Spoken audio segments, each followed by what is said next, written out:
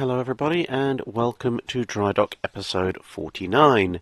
So get a few bits of channel admin out the way in the first place. Obviously to those half dozen of you that I met at Tankfest, thank you very much for recognising me and coming up to say hi. And for those of you who weren't at Tankfest, and well, for those of you who were I guess as well, at some point over the weekend we ticked over to 50,000 subscribers, which is always a good thing. It's a nice little milestone to have, so I guess that means we have to give something away. So look at the end of the video for details on what we're going to do for the 50k subscriber giveaway, and also I suppose I'll let you know now, I will also be doing a short video at some point in the next week or two that gives an abbreviated look into how I make the typical video. Outside of that, it's time for the Patreon Q&A. It is the first Sunday, or if you are a patron, first Saturday of the month, which means it's time to answer all those lovely questions that I've collected over the last month on Patreon. So let's get on with that, because yeah, there's a lot of you and there's going to be a lot of questions, so this is going to be the traditional extra long version of the Drydock, I suspect. John Hargreaves asks, most commercial shipping is under flags of convenience these days. Would that distort commerce rating philosophy under the Articles of War? This is in relation to a question that was actually asked in the previous Drydock. So, yes, there is a surprising number of ships these days that are registered under the flags of places like Panama and Liberia, when one suspects that those nations do not in fact possess a particularly large merchant fleet. However, these flags of convenience, well, A, they're known. I mean, it doesn't really matter what flag something like a Maersk Line cargo ship flies under. Everybody knows who that belongs to, and so on and so forth apply across the board for whichever commercial shipping line you wish to look at.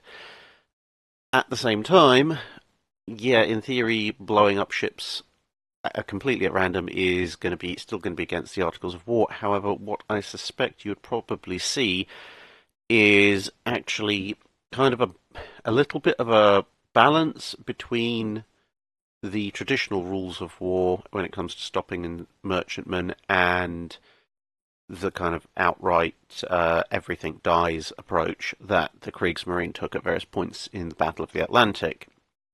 So I think a modern commerce raiding philosophy would probably involve targeted strikes on ships known to be shipping goods to a hostile power on the high seas in general, and with the rise of the information age, that information is probably fairly easy to find out for anybody with a decent electronic warfare division, and then obviously that can be communicated to submarines and such at sea.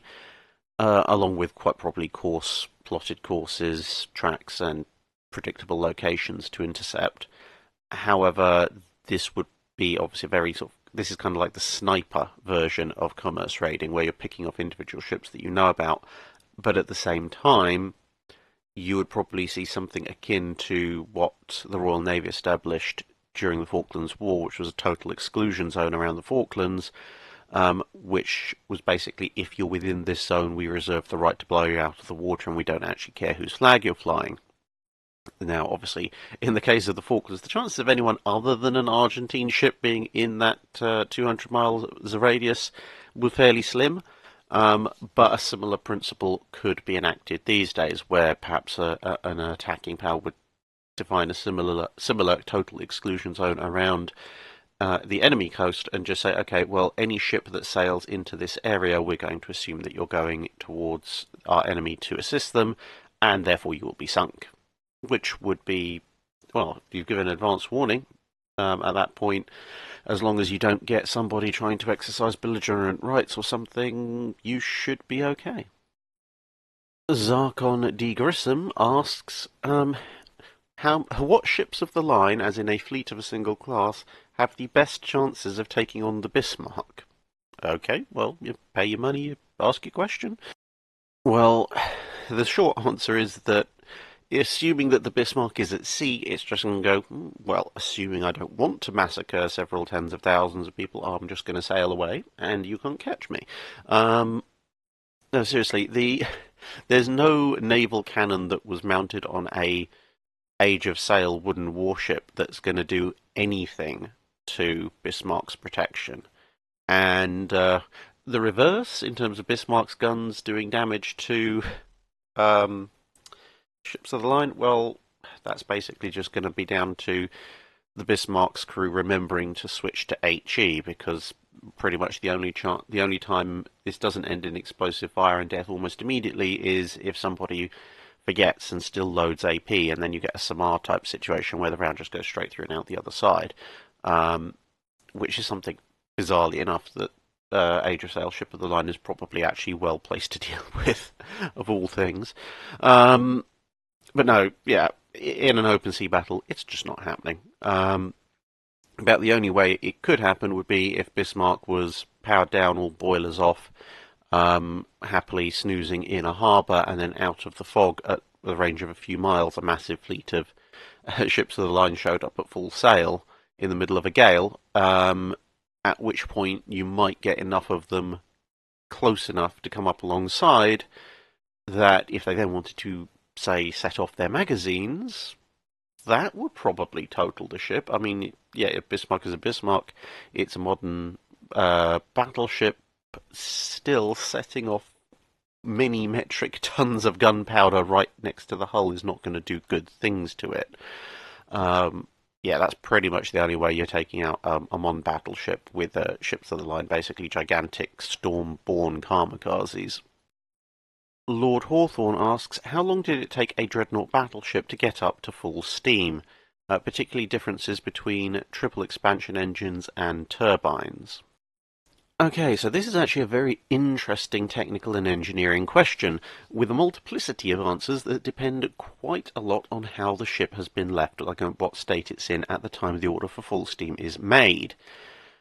So, obviously, an oil-fired ship is slightly quicker to get going than a coal-fired ship, because with the oil-fired ship you just start, well, very simplistically, you can effectively start spraying oil and set it on fire, and there's your fire ready to go and burning. Whereas obviously with a coal-fired ship, if you're starting from dead cold, you have to build the fire first over a period of time. But anyway, outside of that, when we're looking at getting up to full steam, as I say, if the ship is, say, in peacetime mode and it's been completely shut down, completely cold, let's say it's coming out of reserve or something, it can actually take up to a week to get up to full steam between the various safety tests, gradually building up the fires, checking the pressures, feeding in water, etc., and then getting up to full power.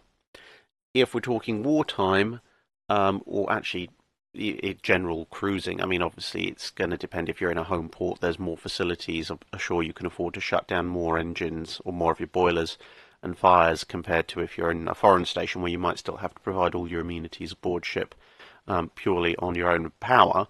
But anyway, it basically depends on the number of boilers you keep lit and the number and how large the fires you keep burning are. So if you're just effectively keeping the pilot light on, it can still take a day or two to get mobile. If you're on a specific watch, and this is the thing, when engines are done with on a battleship or something like that in that period, and I believe still to a certain extent today, although perhaps not so much, since some types of modern engines can be started very, very quickly.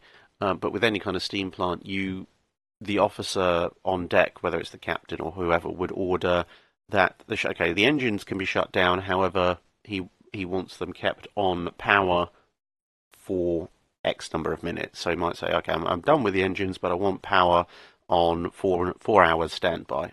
At which point you downrate the power of the ship, let the fires die a little bit, but you would keep the ship in a position where you could then bring it up from its state at the moment to full power in about 4 hours, obviously. So, for example, during World War II, At least some elements of the home fleet in Scapa Flow were kept on 4 hours' notice. Back in World War One, it could take anything from 3 to 6 hours to bring a ship that was on basically general idling up to full power. And if you were looking at, say, something like a relatively rapid reaction force, like, say, the Harwich destroyer and cruiser force, or Beatty's force in the Firth of Forth, then you might be looking at a slightly more rapid reaction time. And for something like, say, the Battle of the Falkland Islands, where the two battle cruisers are coaling up, but they are very definitely in a potentially hostile situation and overseas, then the time to get up to full speed would be even less, maybe down to half an hour or so. So yes, it can vary massively.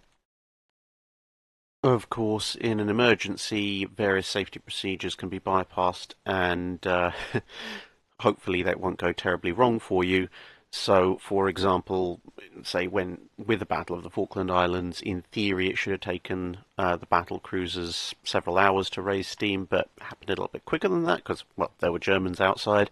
And similarly at Pearl Harbor, when Nevada managed to get moving, Nevada was actually in a bit of luck because it was just running on one boiler, but they were planning to switch to a different boiler and then shut down the first. But at the time the attack came in, they actually had two boilers lit, so they had a bit more power. And between those and the fact that, well, there's a massive Japanese air attack going on and some rather rapid raising of pressure by the engineers, Nevada was able to get underway in just under an hour or so. So yes, hopefully that answers your question. Unfortunately, I can't sort of put a finger on it and say, outside of, say, the peacetime startup procedure, I can't say this is exactly how long it takes to get up to speed because there's so many variables involved, but hopefully it gives you some idea of the time it takes to get up to full power in various situations that might occur plausibly during wartime. So Long John asks, HMS Warspite appears to have two crests, a woodpecker and a cannon, which was usually favoured to represent the ship. So, according to Ian Ballatine's book on the Warspite, which, as it may come as little surprise to frequent listeners to this channel, that it's one of my favourite books, the answer is that one supersedes the other. The reason for the woodpecker, which might at first for a ship called Warspite seem a bit odd, apparently might come from a common Elizabethan, i.e. 16th century name for the green woodpecker. Obviously, at the time with ships being made of wood, it was probably some kind of very roundabout play on words and a bit of an in-joke suggesting that something called Warspite, S-P-I-G-H-T at the time, would poke holes in the enemy's ships, obviously being wood, in the same manner that a woodpecker pokes holes in a tree. This lasted until the end of the First World War, at which point the ship's badge officially became a cannon, although the woodpecker showed up at various points over the ship in other bits and pieces of the ship's accoutrements for considerably longer afterwards. I guess it says either something about the Admiralty's great bureaucratic inertia, or possibly about naval crews' great and deep understanding of Tudor-era English, that what was probably effectively an in-joke from 500 years ago was only really no longer understood and needed replacement at the beginning of the 20th century. I'll leave you to decide which of those two possibilities is the more likely one. Neil Mossop points out that there is an important news item for all at Scapa Flow. And yes, this is the news that some of you may well be aware of, that 4 of the scuttled wrecks of German warships in Scapa Flow are now up for auction. At least the rights to them are, as you can see there. Yeah, I'd like to own a World War One German capital ship, but £250,000. Sorry, don't quite have that much floating around in my bank account at the moment. I mean, Karlsruhe is only 60 grand. I mean, well, you could only buy a second-hand Bentley for that. What you're supposed to do with them once you own them, I don't know. I suspect these these particular items are probably more for the interest of people who actually already own salvage equipment. As of the time of recording, Karlsruhe has a bid of £7,550 on it, and the 3 battleships have bids of about £25,000 on them. The bidding does continue until this coming Monday at 10:30 GMT. That's in the evening. So, yeah, if any of you happen to have several tens to hundreds of thousands of pounds lying around and you fancy owning a little bit of naval history in the form of a wrecked battleship that you're never going to see unless you, as I say, either own salvage equipment or happen to have deep water, cold environment scuba diving qualifications, go for it. If you manage to get it up onto dry land, I'm sure you could set up a museum. Yeah, that's the first time I've seen a battleship on eBay. Admiral Tiberius asks a two-part question. He says, in my opinion, who were the 2 or 3 best combat admirals for the British and American navies in World War II? And also, what's my opinion of Admiral Jisaburo Ozawa? Was he a good admiral stuck in an impossible situation? So to answer your second question first, yeah, I think Admiral Ozawa was actually probably one of the best admirals the Japanese had. Going back to before the Second World War, he was one of the primary advocates of naval aviation, so he could see how things were going to roll in the future. He led some fairly successful missions during the first part of the war. He showed great capability as a commander, and he had a natural aggressiveness in his command, along with a considered strategic mind that would result in relatively few losses compared to what could have been during most of the engagements that he led when it comes to his fleet. Unfortunately for poor old Ozawa, his time to actually command a full-on battle force, especially carrier battle forces, came at a time when the US Navy was very much in the ascendancy, and as a result, he sometimes is unfairly maligned as the admiral who led the Japanese to the Great Marianas Turkey Shoot, amongst other things, and of course he was in charge of what was effectively a bait squadron during the Battle of Leyte Gulf.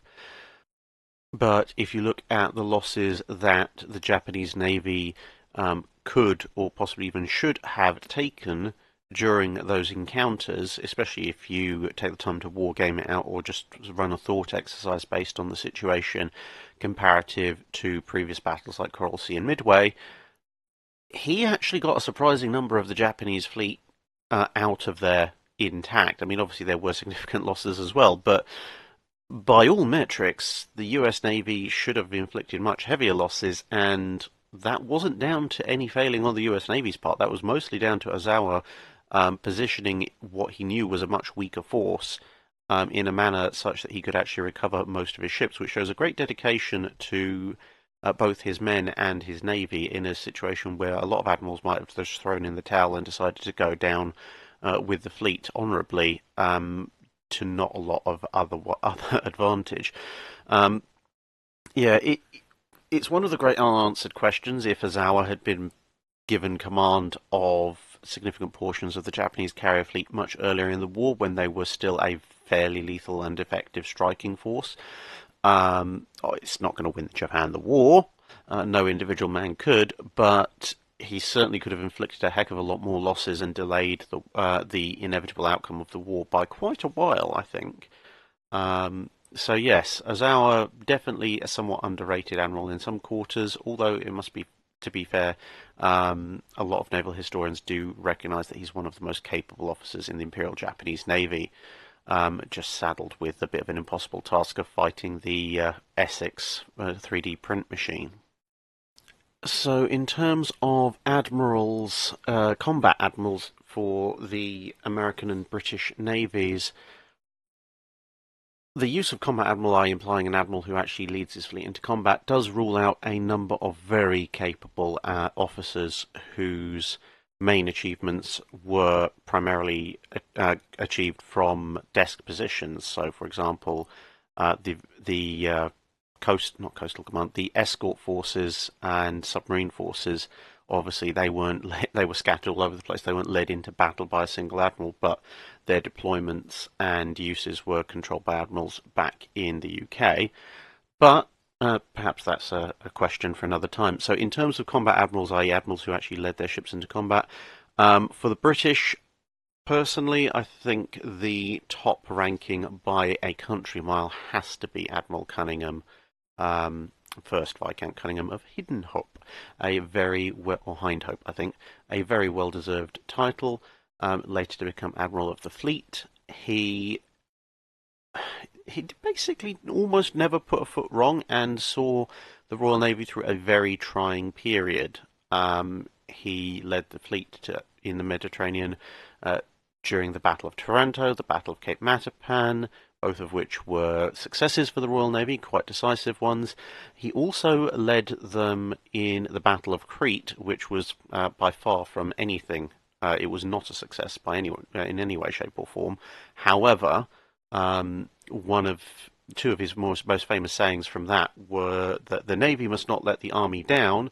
And when the Army, and bear in mind this is the Army, the Army are telling the Navy, actually you might want to pull away, you're losing too many ships, Cunningham says, it takes the Navy 3 years to build a ship, it takes 300 years to build a new tradition, the evacuation will continue. So, yeah, he was a man, not just a very capable commander, not just dedicated to his own men, but also dedicated to the service of his country, in as much as he was prepared to sacrifice significant portions of his fleet that he might otherwise have preserved to rescue the army forces and a few RAF support personnel who were on Crete. And as a result, he got a lot of men out, despite losing a number of cruisers and destroyers and damage to other vessels. And of course, then he went on to assist with the invasion of Normandy. Yeah, he was just an incredibly good admiral, and so definitely deserves that spot. The other spot for combat admirals, in terms of overall record, I would have to give to Admiral Somerville, who was in many ways played a rather nasty hand at the early parts of the war. He was put in charge, in direct command of the operation at Mers el Kabir, which nobody particularly enjoyed, to say the least. And then he had to put up with being in command of the Far Eastern Fleet while Nagumo's Indian Ocean raid was going on. Although again, despite losses to his fleet, he showed an aggressiveness where he kept trying to get into contact with Nagumo's forces as much as was possible. He then obviously was able to go on the offensive much more as the tables began to turn. And, well, in the realms of combat, he was also one of the few British people to ever manage to get along with Admiral King of the US Navy. So I think he deserves an extra combat point just for that particular encounter. Now, as for American admirals, again, the category of combat admiral rules out people like Admiral Nimitz, and thankfully Admiral King. But I think if I was going to pick two combat officers of the US Navy for this particular appellation of combat admirals, much as I'd ideally love to put Arleigh Burke in there, I mean, there's a reason there's a very large class of destroyers named after him. Unfortunately, he was not an admiral during World War II, so I'm going to go with Admiral Fletcher for being the operational commander of US carrier forces and such like at Coral Sea and Midway. He saw the US Navy through perhaps its most vulnerable points after Pearl Harbor, and managed to get the bulk of the US Navy through that period, and obviously continued to command in great style during the mid and latter part of the Second World War. The other award I think I would give to Admiral Thomas Kinkaid. He, even at the time, had a very good reputation as a fighting admiral. He was also present at some of the early key pivotal battles, such as Coral Sea and Midway, although obviously he was not as high-ranking as Admiral Fletcher at the time. And he went on to command during such vital engagements as the Battle of Leyte Gulf, which obviously includes the Samar and Surigao Strait encounters.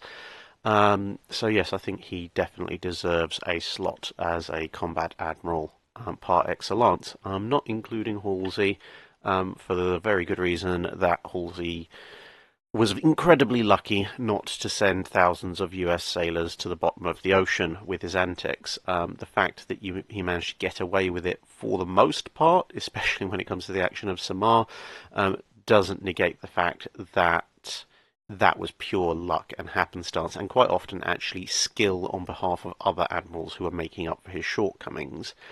So yeah, Halsey's not getting a place in this particular ranking. That's going to Fletcher and Kincaid.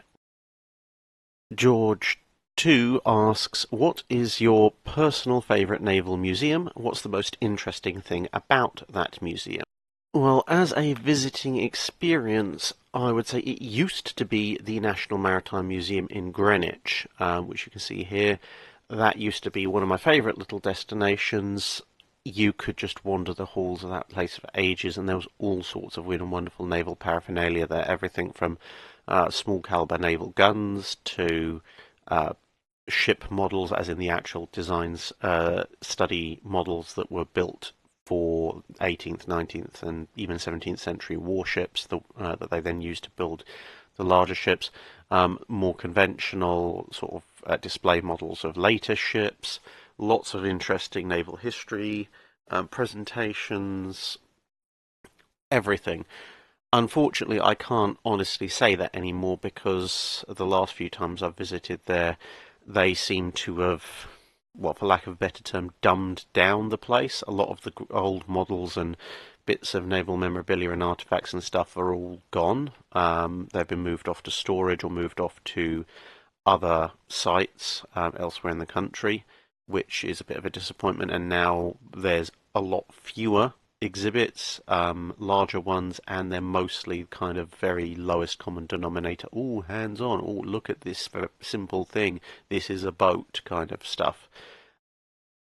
It's, I suppose, for the general public who might not know anything about maritime history, it's a little bit more accessible, but for anybody with an actual deep interest of naval history, the quality's gone down quite significantly.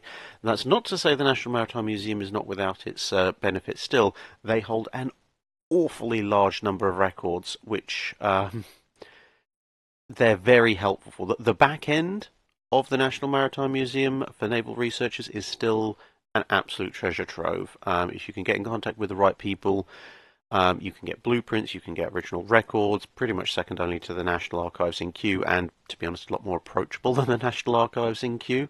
So yeah, back end of the National Maritime Museum is still very good, but unfortunately not the front end part of the Naval Museum anymore. And between that and some recent upgrades they've done to their facilities, I think my current favourite naval museum has to be Portsmouth Historic Dockyard. Both for variety and depth of knowledge. I mean, you've got, as you can see here, you've got HMS Warrior, you've got HMS Victory, you've got the Mary Rose, you've got the Monitor M33. They've now affiliated themselves with the Submarine Museum in Gosport, so you can catch a little ferry that you can just see there just above HMS Warrior, which will take you across to another entire museum all about Royal Navy submarine operations. They have a submarine there as well, a full-on late World War II, early Cold War Royal Navy submarine that you can go exploring. The Royal Navy Museum of Naval Firepower, which is full of torpedoes and guns and shells and other kinds of explosive things that make the pyromaniac in me very happy. The Mary Rose obviously has its whole associated museum. There's the Museum of the Royal Navy, which is in some of those long red brick buildings you can see there. There's Dockhouse 7 or Boathouse 9, I can't remember, one of the two, but anyway, there's a really nice naval antiques shop there. They've got other entire museum sections in the other red brick buildings. They've got the main boathouse where if you've seen the HMS Victory video, which is coming, by the time you're listening to this, will have been released. You'll have seen what's going on in there with various small ships being refitted. They've got a bunch of other small ships moored up near the Warrior. You might be able to see a couple of those in this picture. And of course, it's right next to one of the Royal Navy's major dockyards. So this picture obviously being slightly older, but there's quite often active service Royal Navy ships there, so you can take a harbour tour and go and have a look at the new Royal Navy as well as the old. So yeah, at the moment I cannot praise this museum complex enough. It's very enjoyable. Oh, and of course the other thing is, if you buy a ticket, if you buy the appropriate level of ticket, you get to go back as many times as you like all year, which is another really good feature. Of course, with the fact that I will hopefully in the next year or two be visiting a lot more naval museums overseas, my opinion may change, but it's a pretty high bar set there by the Portsmouth Historic Dockyard. Mason Asher Stewart asks a two-parter theoretical matchups of all four surviving Revenge class versus the four Kongo class, specifically in the mid-Indian Ocean, mid-1942, or Renown and Repulse versus any two Kongos. Now, well, there's not any real easy or polite way of saying this, but the Kongos are on a little bit of a hiding to nothing here. Basically, it comes down to the fact that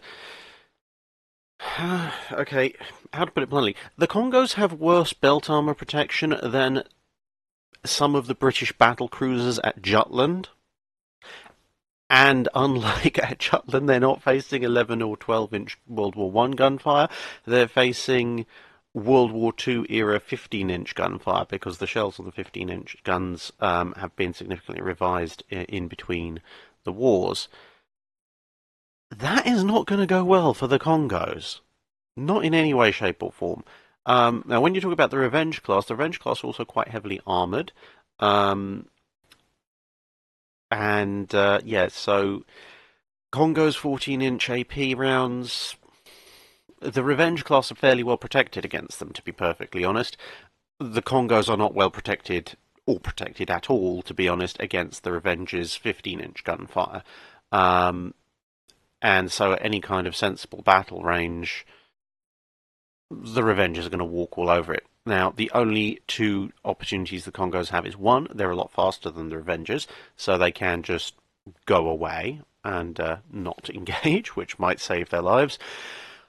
Alternatively, they can try for a longer range engagement, since one of the downsides of the Revenge class was that although they were given supercharged shells, they weren't given increased elevation, so their range until they get the supercharges is not particularly fantastic. So the Kongos could try and shoot beyond the range of the Revengers to reply, and obviously use their speed to maintain that range gap. However, in a 4-on-4 battle, given the fire control systems on the two respective sides, the chances of the Kongos actually hitting anything, and more importantly hitting anything particularly important, at that kind of range is relatively minimal. So they're faced with a choice of either close into a range where they can effectively hit the Revengers, in which case the Revengers can hit them back and tank the incoming Kongo fire a lot better than the Kongos can tank the Revengers fire, which is basically a hiding to nothing and an easy way to commit suicide, or run away. Now, when it comes to Renown and Repulse, Renown and Repulse's armour is a lot more vulnerable than the Revenge's armour. And this is a 2-on-2, and of course they have 6 guns versus the Kongo's 8 per ship. But at the same time, Renown is a very good gunnery ship. Witness it taking on Scharnhorst and Gneisenau single-handed, and the fact that it had to be specifically ordered not to engage the Bismarck. So Repulse obviously is much less upgraded than Renown, so that does even the fight a little bit. Conversely, however, the Kongos can't run away from Renown and Repulse if things start to go badly. So, and obviously the armour situation still applies. So, whilst it's a lot of a closer fight, especially due to Repulse being a slightly older ship, if you take into account the brilliant gunnery of Renown throughout the war, and the fact that, although Repulse is an older ship, at the time that it's over in the Far East, it is being commanded by a very competent naval officer, I would give the advantage to the Renowns, but it's not going to be the kind of fight and die or run away and survive situation that it would be fighting the Revengers. I'd say maybe a 65 to 70% chance to the Renowns. and that is largely predicated on the Renown itself being such an excellent vessel. If Renown, for whatever reason, is either hit early or doesn't manage to start scoring hits relatively quickly, then the odds go down to a much closer odds, like 50-50 throw dice. As I've said before, it may seem like I don't give the Congos much of a chance, but to be perfectly honest, they are thoroughly under-armoured for a battleship role in the Second World War, or indeed any war from the point that they built their battle cruisers, and they pretty much remain battle cruisers. And so, yeah, in a battle cruiser fight, sure, odds can go either way depending on who they're fighting, but don't put them in a battleship fight. Kirishima a good example of that. I mean, heck, Hiei is a good example why you don't put them in a close-range cruiser fight. They're just a little bit glass cannony. Lewis Maskell asks a very good question. If Seymour was so terrible, why did he stay in post? Is it because no one would or could demand that Beatty replace him? Basically, yes. An Admiral's signals officer was pretty much at the prerogative of the Admiral in question to appoint, and unfortunately it wasn't a case so much of no one could, because there were certainly people who could say that Seymour was not up to his job. I mean, obviously, officers under Beatty could raise issues and say, well, actually, this isn't working very well. And officers above Beatty, such as Jellicoe or the overall superiors in the Admiralty, could also have raised issues. However, this was a problem that was influenced by two factors. One of which was that it took time to collate the reports from any battle to see what was going on officially. So, from an official standpoint, by the time it became clear that Seymour's signalling was not up to snuff, you were pretty much almost on top of the Battle of Jutland from an official point of view. And from an unofficial point of view, in terms of day-to-day officers, it would be seen as very bad form to criticise someone in Seymour's position, whether you were an officer in Beatty's command or whether you were someone like Jellicoe, because it's not just the competence of Seymour that would be called into question. It would also be a matter of it would also be a direct criticism of Beatty, because you would effectively be saying to Beatty, not only is your signals officer incompetent, but you yourself also have either not noticed this, in which case you are also incompetent, or you notice that he's terrible, but you've kept him around, in which case you are in dereliction of your duty to the Navy. Either of which are pretty serious things to be saying to somebody, period, in the Navy, let alone somebody as high-ranking as Beatty was at the time, especially when Beatty had a lot of social connections and political connections that could make life hell for you very quickly. And there was also sort of a secondary thing, maybe a little bit of naivety amongst certain officers that perhaps Beatty would recognise how bad Seymour was and quietly replace him. Obviously that didn't happen. But yeah, there's all sorts of factors, and yes, he should have been replaced, and the fact that he wasn't, and the fact that the system was weighted against anybody really raising particular issue is probably a major failing of the way the Royal Navy worked at the time.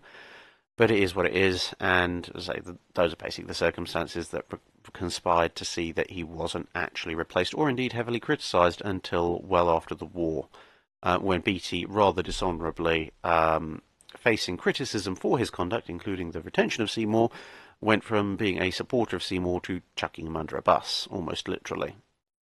Zarkon de Grissom asks, did ships of the line or other ships before the steam age have a compartment ID system or bullseye akin to what the US uses today? The short answer to that is not really, mainly because there weren't that many compartments, to be perfectly honest.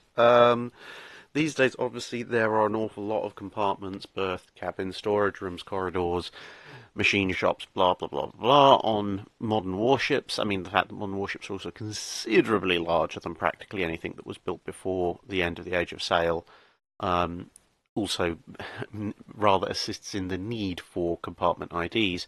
Again, I refer you back to the HMS Victory video earlier this week, where, well, it's the number of rooms, even on a first-rate ship of the line like HMS Victory, are very minimal. And they would have been known more by the name for their use than anything else. I mean, the gun decks are pretty much just continuous, so that's the vast bulk of the ship's internal space taken up by just upper, middle, and lower gun deck on a first rate.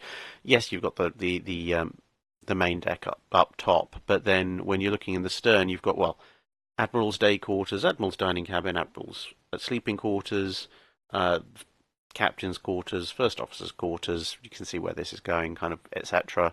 That occupies the stern section. Not many people have to go there, and the people who do have to go there, they know what each of those rooms is for. You've got the gun decks. You then go down to the orlop deck, and it's like, well, there's the bosun's stores up front. There's the medical section at the back.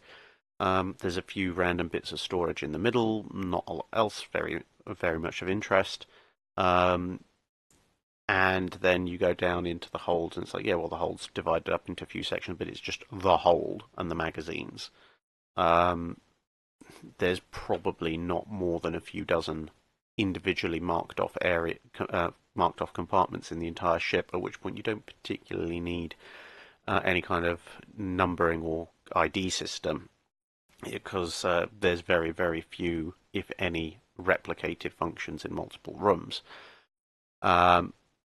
So yeah, it's basically a combination of that and the fact that with a lot of rooms, sort of gun decks and stuff running the whole length of the ship, or in cargo ships, holds occupying most of the volume of the ship, due to the lack of most ships not having much in the way of bulkheads, there just wasn't a need. Obviously, once steamships and iron ships start coming into play, ships start getting larger, so there's more rooms, and also there's also a lot more bulkheads, which tend to divide what used to be larger spaces off into smaller and smaller spaces, and so compartment IDs start to arise.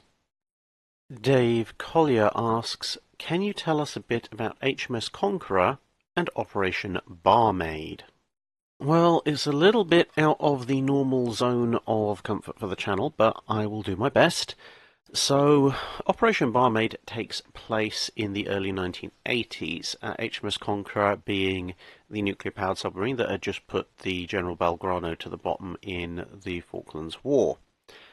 Now, at the time, the Russians were known, or I should say the Soviets at the time, I guess, were known to be developing a towed array sonar. Towed array sonar basically is a whole collection of hydrophones on a long bit of cable, and it's a passive sonar, which means it doesn't emit any signal noise, unlike an active sonar, which is where you hear the ping from various war movies involving underwater submarines. So yes, so the idea of the passive sonar is basically to listen for the noise of an enemy submarine, and by being at the end of a very long cable, it means that you can hear free of interference from your own ship, and by having multiple hydrophones on the same cable, you can also get a 3D fix on the position of the enemy much better than you can from a single point. So, with all that in mind, you now know what passive sonar is. The NATO allies at the time were somewhat worried that the Russians were developing their own passive sonar towed array, and they knew that some of these units had been mounted on intelligence ships, i.e. ships that pretended to be trawlers, and everybody knew that they were spy ships, but as long as they put up a convincing enough act, you couldn't actually just turn around and say, you're a spy ship, go away, because they say, no, look, we're a trawler, how do you prove that we're a spy ship? Oh, we'll board you. Well, you can't board us, we're flying the flag of Poland, Soviet Union, some other Warsaw Pact country, and to do so would be say, rather problematic in diplomatic circles. So anyway, Conqueror's sister ship, sister boat, maybe, submarines, HMS Churchill, had tried a rather more prosaic method of acquiring the said array by simply steaming straight through the thing with its sail and hoping to cut it. That hadn't worked. Churchill had come off damaged, and the Soviets were understandably a little bit protective about their new bit of technology and had chucked a bunch of depth charges at the ship for good measure. Of course, a lot of these operations took place in and around Soviet territorial waters, so the exact details of where the ship was and how justified an attack with lethal weapons was remains somewhat a matter of conjecture, since most of the actual operational details, as far as I'm aware, are still sealed by the Royal Navy. So what is left to the public is what is available from people who were involved with the operations, who can now speak after the 30-year rule has been relaxed, whereas the Royal Navy's taken a slightly more long-term view on releasing the particular records of this operation. But anyway, so the more conventional way of acquiring the thing had not worked, and they were now thinking about some other form. The Americans and the British came up with this plan mostly from thanks to the mind of the CIA, which was, we need to cut the cable off. Okay, step one, that's fairly obvious. If you can't slice it off with the submarine, you need a cutter. Unfortunately, if you use a conventional pair of hydraulic cutters, it's very obvious that someone has cut off the cable, because this is a 3-inch steel cable. There aren't that many sharks out there that are going to gnaw that off. So if it's obvious that you've stolen it, because, well, there's a big slice through the cable, then the Soviets are going to know, and they're going to take appropriate measures, whether that be changing the technology or going looking for the submarine. So it had to be a slightly different type of cable cutter, one that effectively went nom nom nom nom nom nom nom. If you imagine a gigantic underwater mouse or hamster that eats steel, you've got pretty much the right idea, because this would make the cable look frayed and torn, as if, say, the cable had snagged on something underwater like a shipwreck or a rock, and the force of the ship going forward that was towing it and the cable being stuck had just ripped the cable apart. In which case, you don't know that your operational security has been compromised, and you don't know that specifically it's been done by a submarine. So you've got your cutters. Now how do you get them to the cable? Well, the answer is you strap them to the front of a submarine with a little bit of a TV cameras stuck on as well, so you can see what's happening. You drive the submarine up to the cable and you go snip. That is somewhat more difficult in practice than it is just to say. So the Americans decided that please would the Royal Navy actually carry this out. Now there's the cynical view of things, which is that if the Royal Navy is caught doing so, the diplomatic fallout in the 1980s, it will be slightly less than if it was a US Navy submarine caught doing so. There's also the more optimistic view, which is that the CIA in particular, might have viewed the Royal Navy submarines as possibly slightly more capable than their own, especially in terms of the crew, and therefore for a mission of this delicacy, only the best would do. Now, that may sound a little bit nationalistic, but it is borne out by a number of different accounts over the years, including, of all people, the late Tom Clancy. Now, I don't think anyone could accuse Tom Clancy of being anything but pro-American, if you've ever read any of his books, both fiction and non-fiction. But even when it comes to submarines, even Tom Clancy was prepared to say that actually, on a one-for-one basis, British submarines are more feared than American ones. Now, obviously, he's not, although he was a sort of, I guess, alternate history - historical fiction writer, he's not a military expert, but I haven't seen much else to suggest otherwise, and plenty else to suggest kind of a similar conclusion, that American submarine crews are very, very good. But if you really want something esoteric and weird done with an underwater vehicle, you probably want to call in the Royal Navy.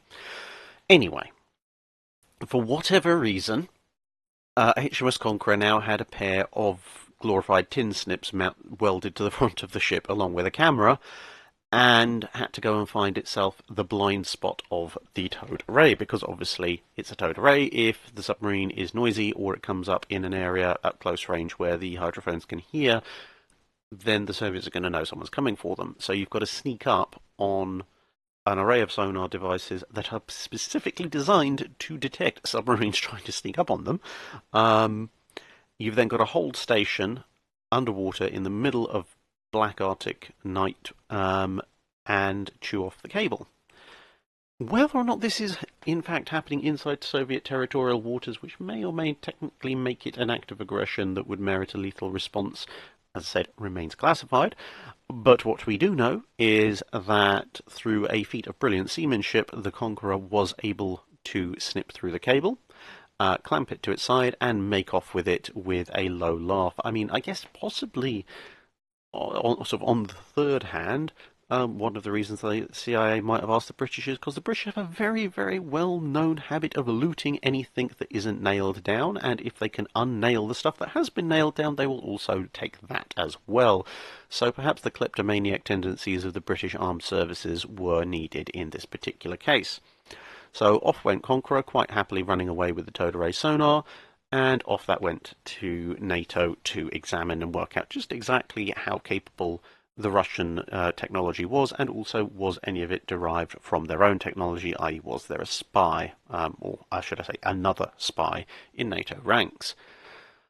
And so yeah, Conqueror got a lot of kudos from the CIA and the US Navy for that, and quite happily went off to get up to all sorts of other shenanigans that the Royal Navy submarines would continue to do during the Cold War. And that is a brief potted history of HMS Conqueror and Operation Barmaid. I hope it was of interest. Luke's the Lynx asks, what is your favourite naval photo, and what is your most haunting one? Well, it's hard to pick a favourite because I have quite a number of favourite warship images, some photos and some paintings, because obviously a lot of naval history occurred in an era before photographs were possible. And they're variously favourites for various different reasons, but I think if I was going to pick a single favourite on the spur of the moment now, I'd say probably this one, because, well, just look at it. You've got Nelson class, you've got Queen Elizabeth class, you've got Revenge class. It's a perfect summary of the interwar period British fleet sailing out on exercises. And also is a really nice go-to reference for anyone who tries to maintain that Operation Sea Lion would have been a good idea, because I just like to point to this and say, yeah, and what exactly would Operation Sea Lion have done if they'd seen this lot coming out of the early morning mist the day after they started landing? Now, as for most haunting, there are a lot of very haunting naval images. The explosion of HMS Barham is one, especially since it's caught on film. The death pool of the Yamato, likewise. But for me personally, it's got to be the one that you're seeing on the screen at the minute. For those of you who've been with the channel for a while, you'll know that one of my great uncles was aboard HMS Royal Oak when U-47 put 4 torpedoes into its side. And yeah, as an engineer, he did not get out of that. So, on a purely personal level, this has to be pretty much the most haunting photo I've seen. This is a photo that was released earlier this year from a wreck dive on the Royal Oak. That's one of the casement guns you can see. And yeah, that pretty much sums up, for me, the final resting place of a nearby relative. And hence why it holds a lot more importance to me than perhaps some of the more catastrophically awful images of the war from a naval perspective. Well, after that rather depressing question, Robert Henry Ilston asks, you mentioned several Dreadnought battleships suffering from main gun issues. Could you go into greater detail about the common issues ships had with their main guns, and if any particular nations had specific issues that kept reoccurring in the ship's main gun designs or manufacture? How were new main gun designs and turrets tested, and did any particular navies have systematic issues that led to their main gun problems? So, well, common issues. If we ignore shells for the minute, because we're talking about the guns themselves, the most common issues, well, most common issue, I should say, with main guns was the interference of guns with each other when it came to accuracy. This is one of the lesser reasons why some navies prefer to stick with twin turrets rather than triples. And that's because the blast effects of the guns are so powerful that if the gun barrels are too close together, those gun blasts can interfere with the flight of the shells either side of the gun that's firing. And obviously, if you fire them all together, that means all the shells interfere with each other and accuracy goes down the pan. That was an issue that affected multiple ships in multiple navies at various points and was solved in various ways to varying degrees of effectiveness. The single most common navy, well, not most common navy, but the single most common occurrence of this issue in a navy was with the US Navy while it was developing the standard class battleships.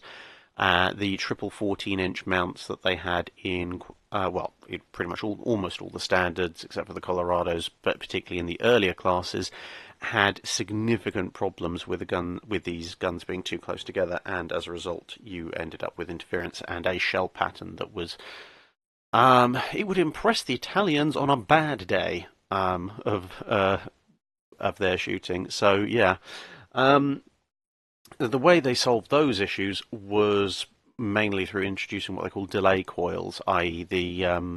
when you press the fire button, some of the guns don't fire quite instantly. It staggers it slightly, and even that staggering is enough to offset a significant portion of the gun's inaccuracy and interference issues. So yeah, there's that. Gun interference with each other.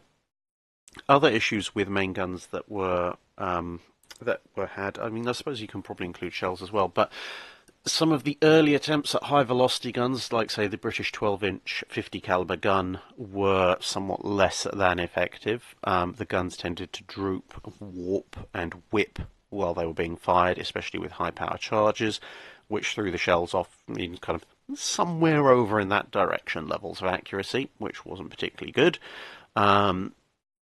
There were, of course, also issues with certain types of guns, with certain types of construction, being more susceptible to barrel wear, which again decreases accuracy, and also muzzle velocity, because the seal is no longer quite as good. The Nelson class obviously historically had issues with different types of rifling being installed in different barrels on the same turret, which didn't help accuracy either. To be honest, to say outside of the interference of guns with each other, there wasn't really any common issue that ships had with their main guns. They all tended to be a wide variety of issues scattered across various navies. Of course, once you introduce shells and mountings, there are even more issues, like Invincible trying to fry everybody in sight with its electrically powered turrets that short-circuited every time they tried to move with man-made lightning. You had, obviously, shells, which I guess affect the main guns, so Italian shell quality control not the best, which resulted in some rather embarrassing spreads. Obviously, World War One shells that the British used tended to be somewhat sensitive and explode either on contact or shortly after contact rather than penetrating deep, which actually saved the Germans an awful lot of trouble at Jutland. You then had issues with shells detonating prematurely in the gun barrels, which was a very bad idea. The French with the Richelieu class had particular issues with that, mostly thanks to including pockets for poison gas in the base of their shells, then not actually installing the gas, and this caused the shells to disintegrate under the pressure of the gun firing. There were issues with fuses that were experienced with different navies not working. The Germans in World War II particularly having a very high dud rate.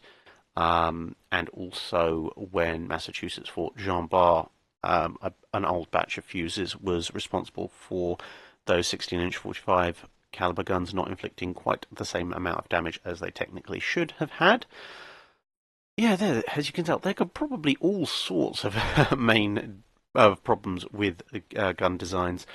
Turret mountings, obviously the Nelson class again get a mention because of the fact that they're effectively G3 turrets squeezed and trimmed and reduced down to fit 35,000 tons, which meant that a lot of their fittings and fixtures were far too light and not strong enough for what they were originally designed for. And that meant a lot of jams and other issues that were encountered early in their career before effectively they just had to strengthen them back up to the original specs. The King George V turrets also had issues, obviously, with reliability of the turrets and the guns early on, Prince of Wales being especially bad for it. You have issues such as the turrets not fitting, not looking at Iowa class, and having to radically redesign both turrets and guns very quickly in order to get the things to actually fit the barbettes. And of course, the wonderful Japanese idea of the anti-aircraft battleship shell that just stripped the lining of the gun barrels, not particularly a useful feature in that particular case. So yeah,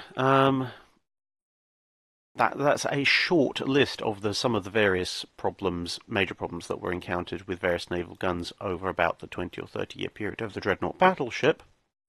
But in terms of specific issues that kept reoccurring, not really outside of that run of interference by the 14-inch gun turrets on the US standards. There wasn't ever really a problem that specifically reoccurred in the next class because main gun armament was such an important part of a battleship that if there was a major problem identified, it tended to be fixed fairly quickly.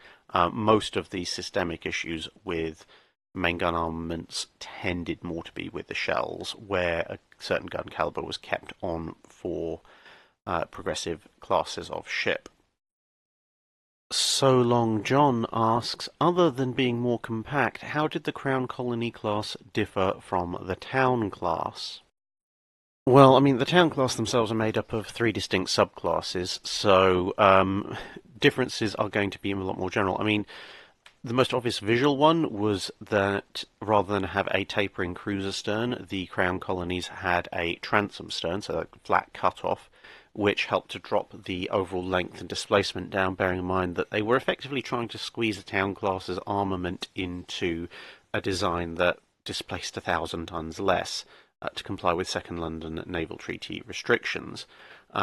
So in terms of other major changes, they had larger turrets than most of the Town class. They adopted the larger turrets that the Belfast and Edinburgh had. In terms of overall speed, they were fractionally slower, by about half a knot to a knot. Initially, they tried to cram in exactly the same armament, so basically they deleted all sort of upgrade and margin left in the Town class in order to squeeze the same 12 6-inch guns and associated secondaries in on the Crown Colonies, but that turned out not to be such a good idea, and so the second group of Crown Colonies would only have 3 triple turrets for a total of 9 guns, and a number of the earlier ones that survived long enough would also have a turret removed, which is a fairly big visual difference. You also had much simpler layout in order to obviously save weight and make things simpler. You had a much simpler layout of superstructure, so straight superstructure instead of raked. The ships obviously being slightly shorter and slightly narrower, although having a similar draft. You also had more fire control radar, etc., although that's basically just down to the fact that they're later ships, and obviously the Towns were retrofitted with much of the same, although a number of the Crown Colonies would obviously come with it as standard right from the beginning. So those are the major differences. The other one is that whereas the Towns had a uniform 6-inch belt, the varying thicknesses of armour were also changed such that in the last Town class, the main thickest protection of the armour belt was 4.5 inches, whereas on the Crown Colonies the armour was 3.5 inches thick, again to save weight. Jack Andrew Hunter asks, massive hypothetical, what impact could Horatio Nelson have had on the Royal Navy had he survived the Battle of Trafalgar? Now, that's an interesting one because it's quite often said that Nelson died at exactly the right moment. Now, obviously, that's not necessarily for Nelson himself. I'm pretty sure he would have appreciated a few more years on this planet. However,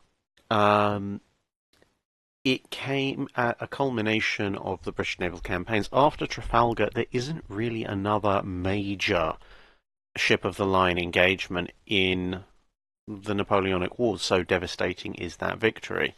There are obviously numerous other small naval engagements, but nothing of the scale and glory that Trafalgar was. And that kind of leaves Nelson, if assuming he survives, at a little bit of adrift. I mean, he's going to obviously get a lot of recognition for such a devastating victory, but then again, um, there were other admirals who scored other victories against even greater odds. Again, in the victory video earlier this week, you look at Admiral Jervis at the Battle of Cape St. Vincent, or the Battle of the Glorious 1st of June, etc., etc. So, a battle like Trafalgar being such a British victory was not unknown. I mean, the number of ships captured was definitely a bit of a high point, but as I say, just large decisive victories against the odds were not unknown for the Royal Navy at the time. So, although there would have been a lot of acclaim for it, possibly he might not be quite as well known as he is now, because obviously dying at the height of your glorious triumph does tend to etch you into the history books quite a bit. Also, you've got to bear in mind that whilst he was a pretty good admiral, to say the least, his personal life, by the standards of the day, was quite scandalous, and if he'd then faced either prolonged periods either at home or on blockade duty with relatively minor engagements, that might have caught up with him and overshadowed his naval achievements.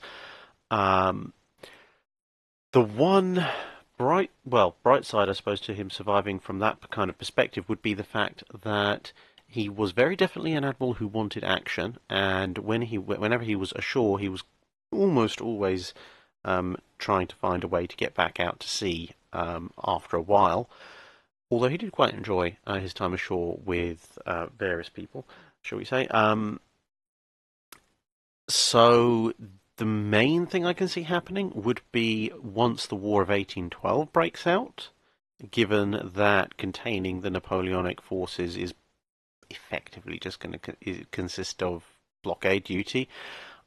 I could see Nelson asking or being asked to lead the Royal Naval Forces to take care of that issue. Now, this wouldn't happen immediately because initially the Royal Navy didn't think that there was going to be that much of a threat. But by the time sort of halfway through the War of 1812, which confusingly obviously goes on into 1814, by the time we're about halfway through the war, it's escalated. There have been some rather embarrassing losses to the Royal Navy at the hands of the US Navy, and with the Napoleonic Wars beginning to wind down, there's a lot more ships available. So potentially late 1813, you could see Nelson leading a significant contingent of ships over to America to strengthen the blockade and hunt down American vessels. And given his penchant for incredibly aggressive action, there may well have been a number of engagements with US Navy vessels, more than there were historically. That would not have gone so well for the US Navy, I would imagine. And he might even have tried to assault some of the harbours where various frigates were hiding. So that may have been kind of his swan song in his career, possibly. And then, yeah, off on to retirement. So he would have had still a very high reputation, but maybe his star wouldn't be quite as ascendant as it is these days, purely because there would be more time to dilute that before his obviously inevitable death.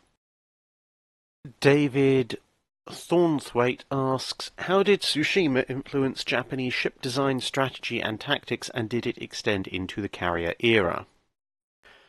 So Tsushima was very much a classic Mahanian battle. I've decided Mahan is going to be the way to pronounce it from now on. Yeah, it was a very Mahanian battle. It seemed to validate the theories of the grand fleet engagement deciding the war, because once Tsushima had happened, Russia was basically on a hiding to nothing. It was just a matter of the inevitable catching up with them.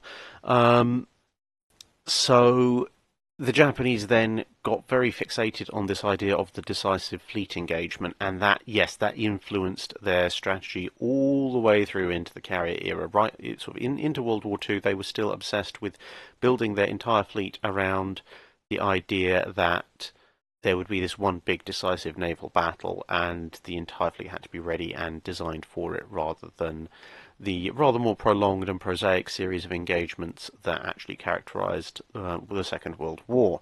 So in terms of ship design, it emphasised the role of the heavy gun, because the secondary batteries, apart from setting lots of things on fire, proved rather unable to inflict other significant damage, and it was the main guns that decided the battle.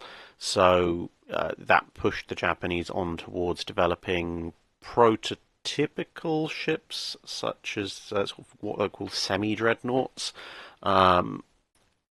before the dreadnought itself came around. Their strategy, as we said, decisive naval battle tactics, all fitted into that.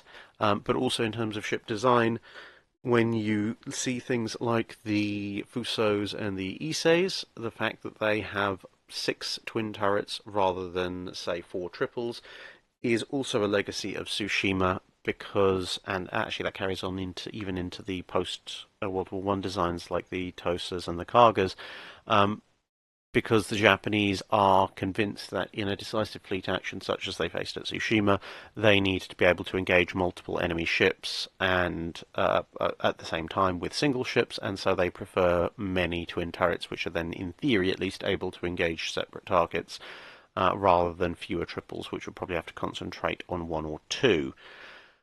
Obviously, that only eventually goes away when you get up to something like the Yamato in World War II.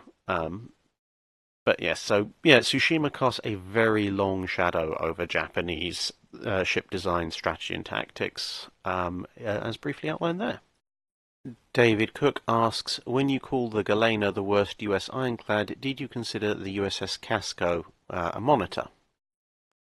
I did. However, well, one, it's a coastal riverine monitor, not technically any kind of even deep coastal going vessel, but also those ships were designed in a major rush, even more major of a rush than Galena was, and obviously it suffered from severe overweight issues as a result of that, which was the main cause of their problems. However, they were still usable in roughly the same format as they were launched in. Yes, they couldn't have turrets, and as you can see here, they had to have an open-mounted gun, but fundamentally they were still available in roughly the same format that they were supposed to be in. There was nothing fundamentally wrong with their armor protection. The thing is, anyone can build a ship overweight and therefore need things to be cut down in order to allow the ship to function properly, as is the case with the Casco and the rest of that class. The Galena, on the other hand, fundamentally got the design of its armor flat out wrong. And it wouldn't have mattered if it would been completed overweight, underweight, or perfectly on weight. It was never going to function as an ironclad. And so, as I say, it's the only ironclad where they actually just had to just strip away the armor completely and go, you know what, forget this whole ironclad business, we're going back to being a wooden ship. Which is that's a mark above and beyond in terms of being terrible. Bryce MacDonald asks, how long have harbour chains been used, how effective were they, and what were the most well-known throughout history?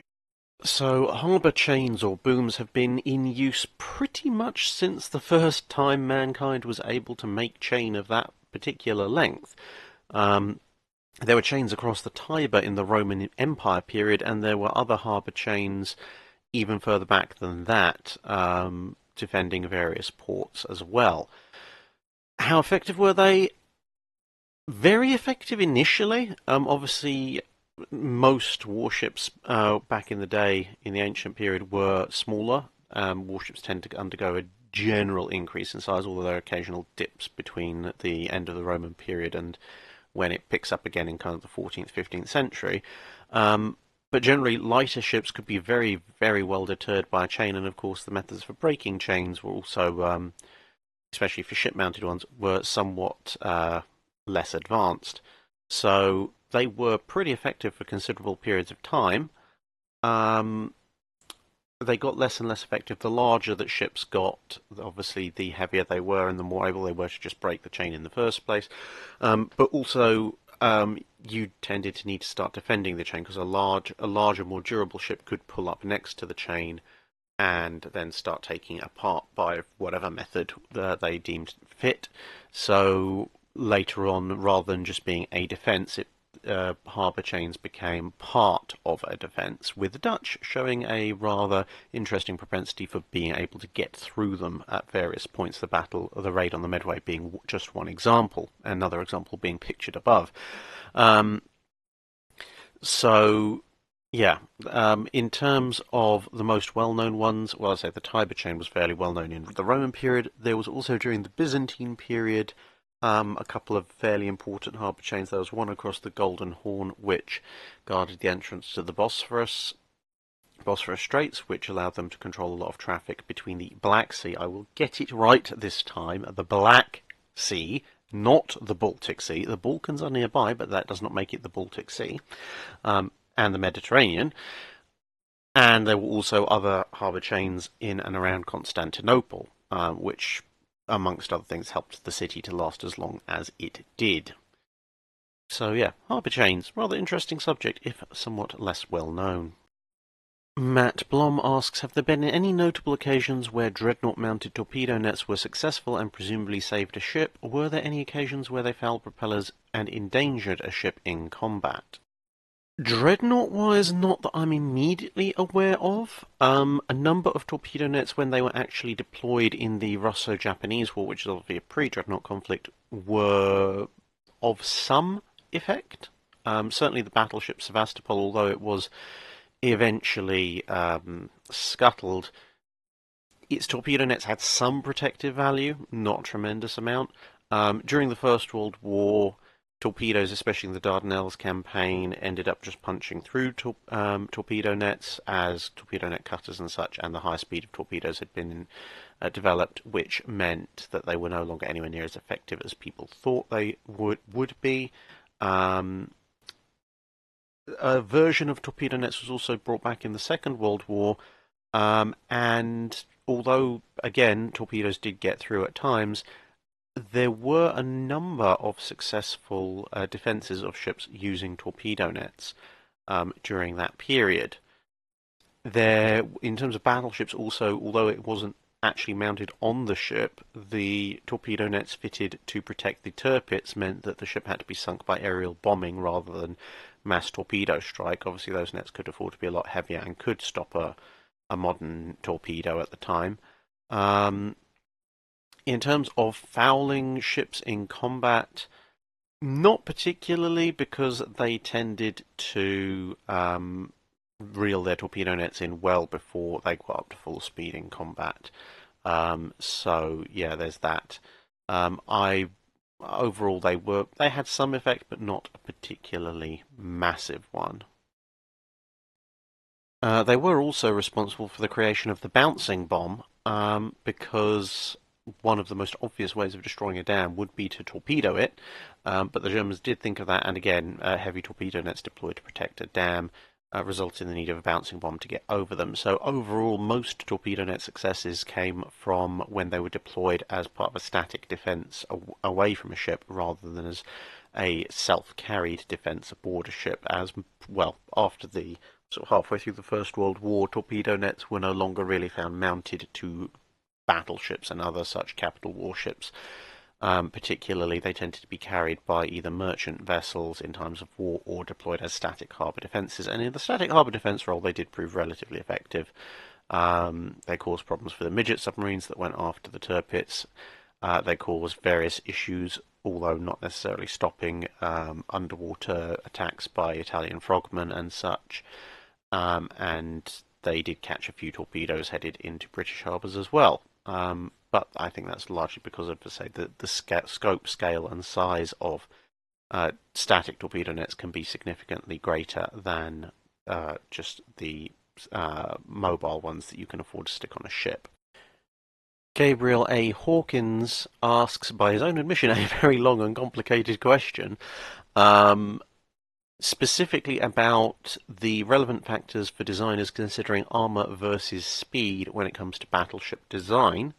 And he states that his understanding is that the primary reason navies chose armour versus speed was the ability to cross the T in a decisive fleet engagement. He gives examples of Japanese opting for less armour and greater speed, allowing them to position their fleet to cross the T, whereas Americans' designs going for more armour under the belief that in a prolonged battle their heavier armour would protect them, whereas a lighter armoured opponent would eventually be slowed down, which would then allow the American ships to cross the T. So basically kind of have a look at the contrasting explanations as to why various countries went for different options when it came to armour versus speed. So, yes, crossing the T was still a consideration in battleship engagements. It was less of a consideration than it was back in, let's say, the Age of Sail era, or even the World War One era, to be honest. Obviously, in the Age of Sail era, ships are very vulnerable to raking. They have minimal to no forward firepower or rear firepower, as opposed to the full broadside that an Age of Sail ship can present. By the time you get into the era of turrets, however, this becomes less and less of a factor because obviously, usually, unless you've got wing turrets, normally about half a ship's armament is capable of firing near enough dead forward, which lessens the firepower disadvantage of a ship whose T is being crossed. And obviously with wing turrets, as you have in World War One, let's say something like HMS Dreadnought in theory has or even the Nassaus and Helgolands have in theory a 6-gun forward salvo versus an 8-gun port or starboard salvo. So yeah, there's that, but also the fact that with armour and armour bulkheads as well, the effect of being able to be shot at in sort of a raking position is much more reduced compared to an Age of Sail era period. However, it is still an important advantage to have for two reasons. One is, well, the firepower is less. Yes, it may only be halved instead of basically reduced to almost nothing, but half the guns shooting at you are a lot better than all of the guns shooting at you.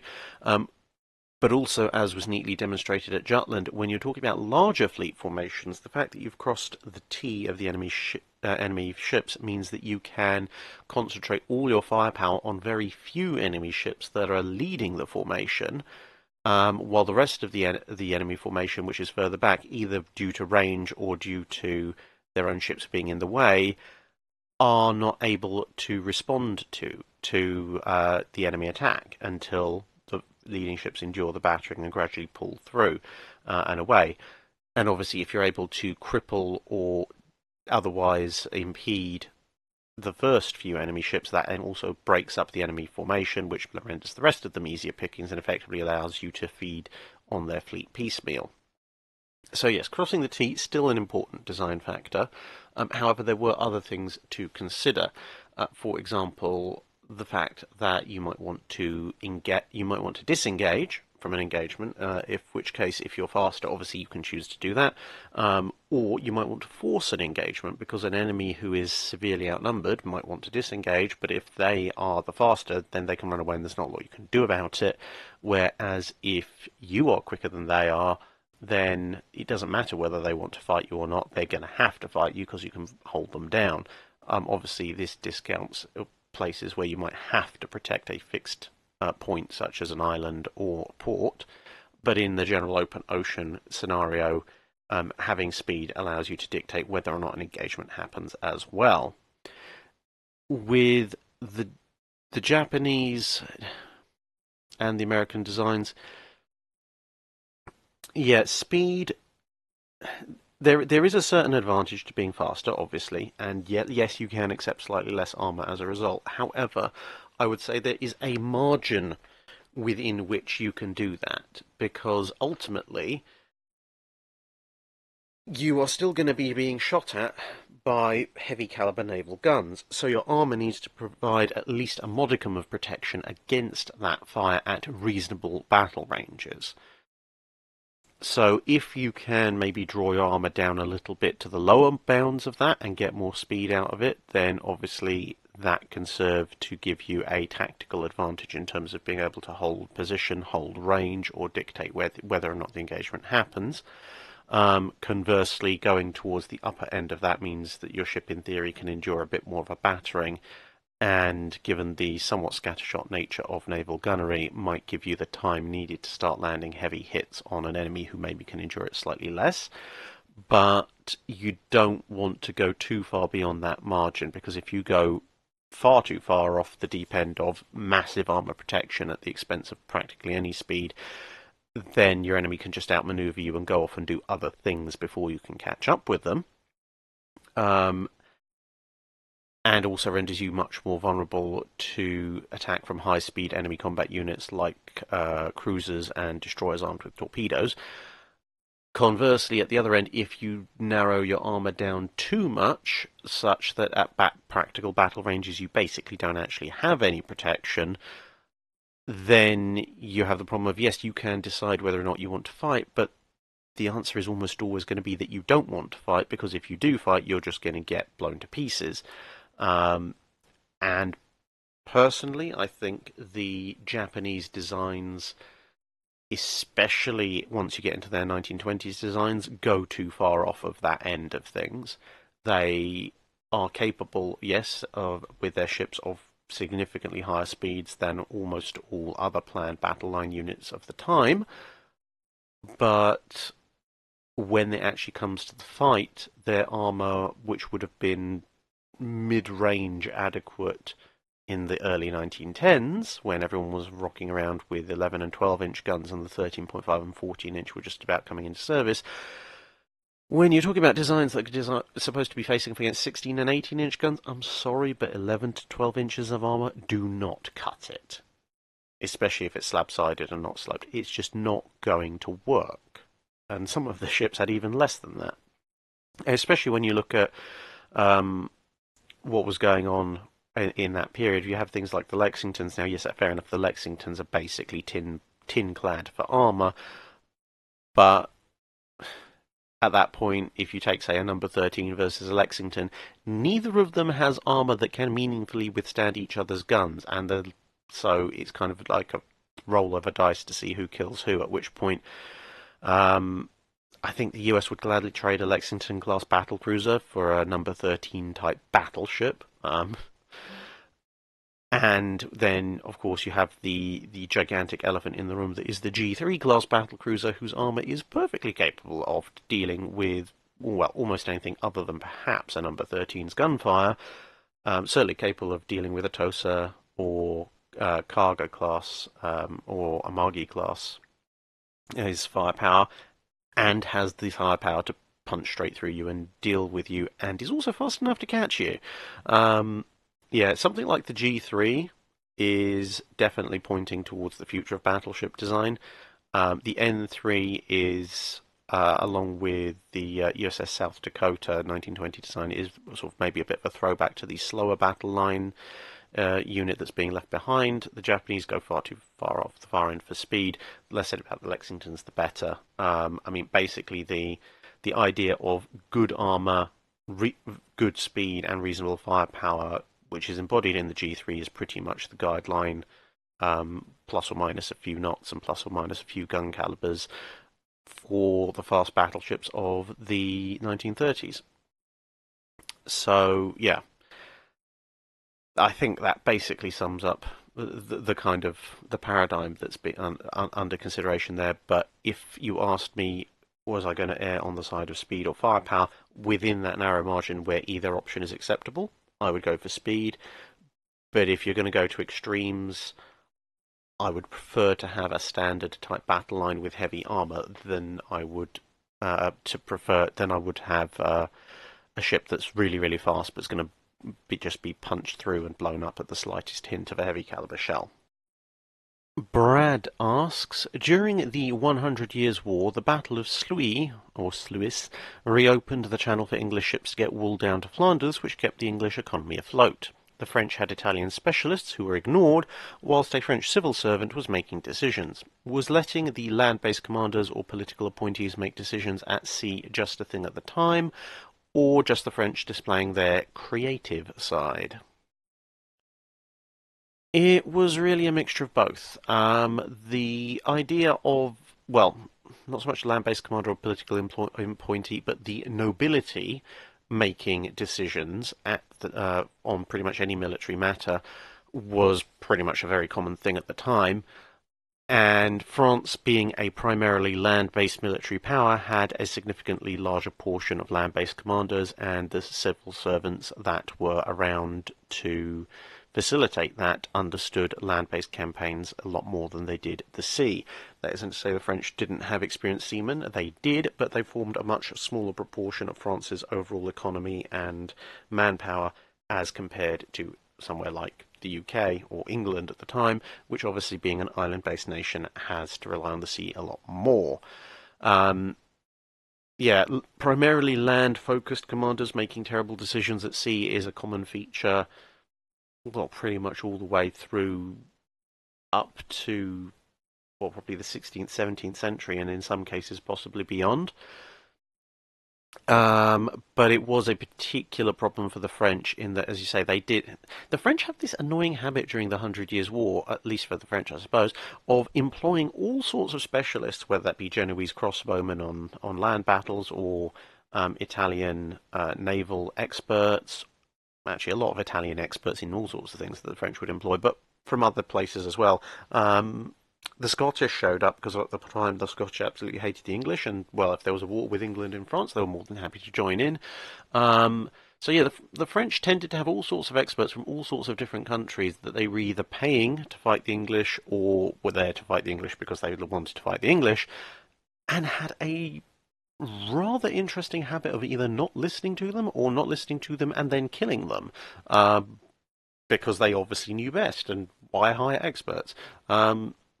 So yes, it's something of a very French decision, but it's not entirely fair to say it's purely just the French being the French, because yeah, nobles making ill-informed choices as a result of inexperience in anything other than being nobility was a fairly common factor in most European militaries throughout that period. As I say, albeit that the English tended to get slightly luckier than most, purely because with their obvious need to have a sea-based economy in a lot of ways, they had more people, even amongst the nobility, who at least knew something about the sea or were familiar enough with the vital nature of the sea to either defer to or ask for advice from more experienced sea captains than perhaps was common in much of the rest of Europe. Vinve, I think, asks, supposing World War II went differently in the Baltic Sea, hooray, the Baltic, the actual Baltic, not the Black Sea, the Baltic Sea. Anyway, World War II goes differently in the Baltic Sea, and the Finnish coastal defence ships... Really? You want me to pronounce that? Okay. Väinämöinen and Ilmarinen actually duked it out with the Red Banner fleet. Was there any chance for them to actually A, make a useful contribution to the Finnish war effort by themselves, or B, together with the Finnish, formerly Imperial Russian coastal artillery?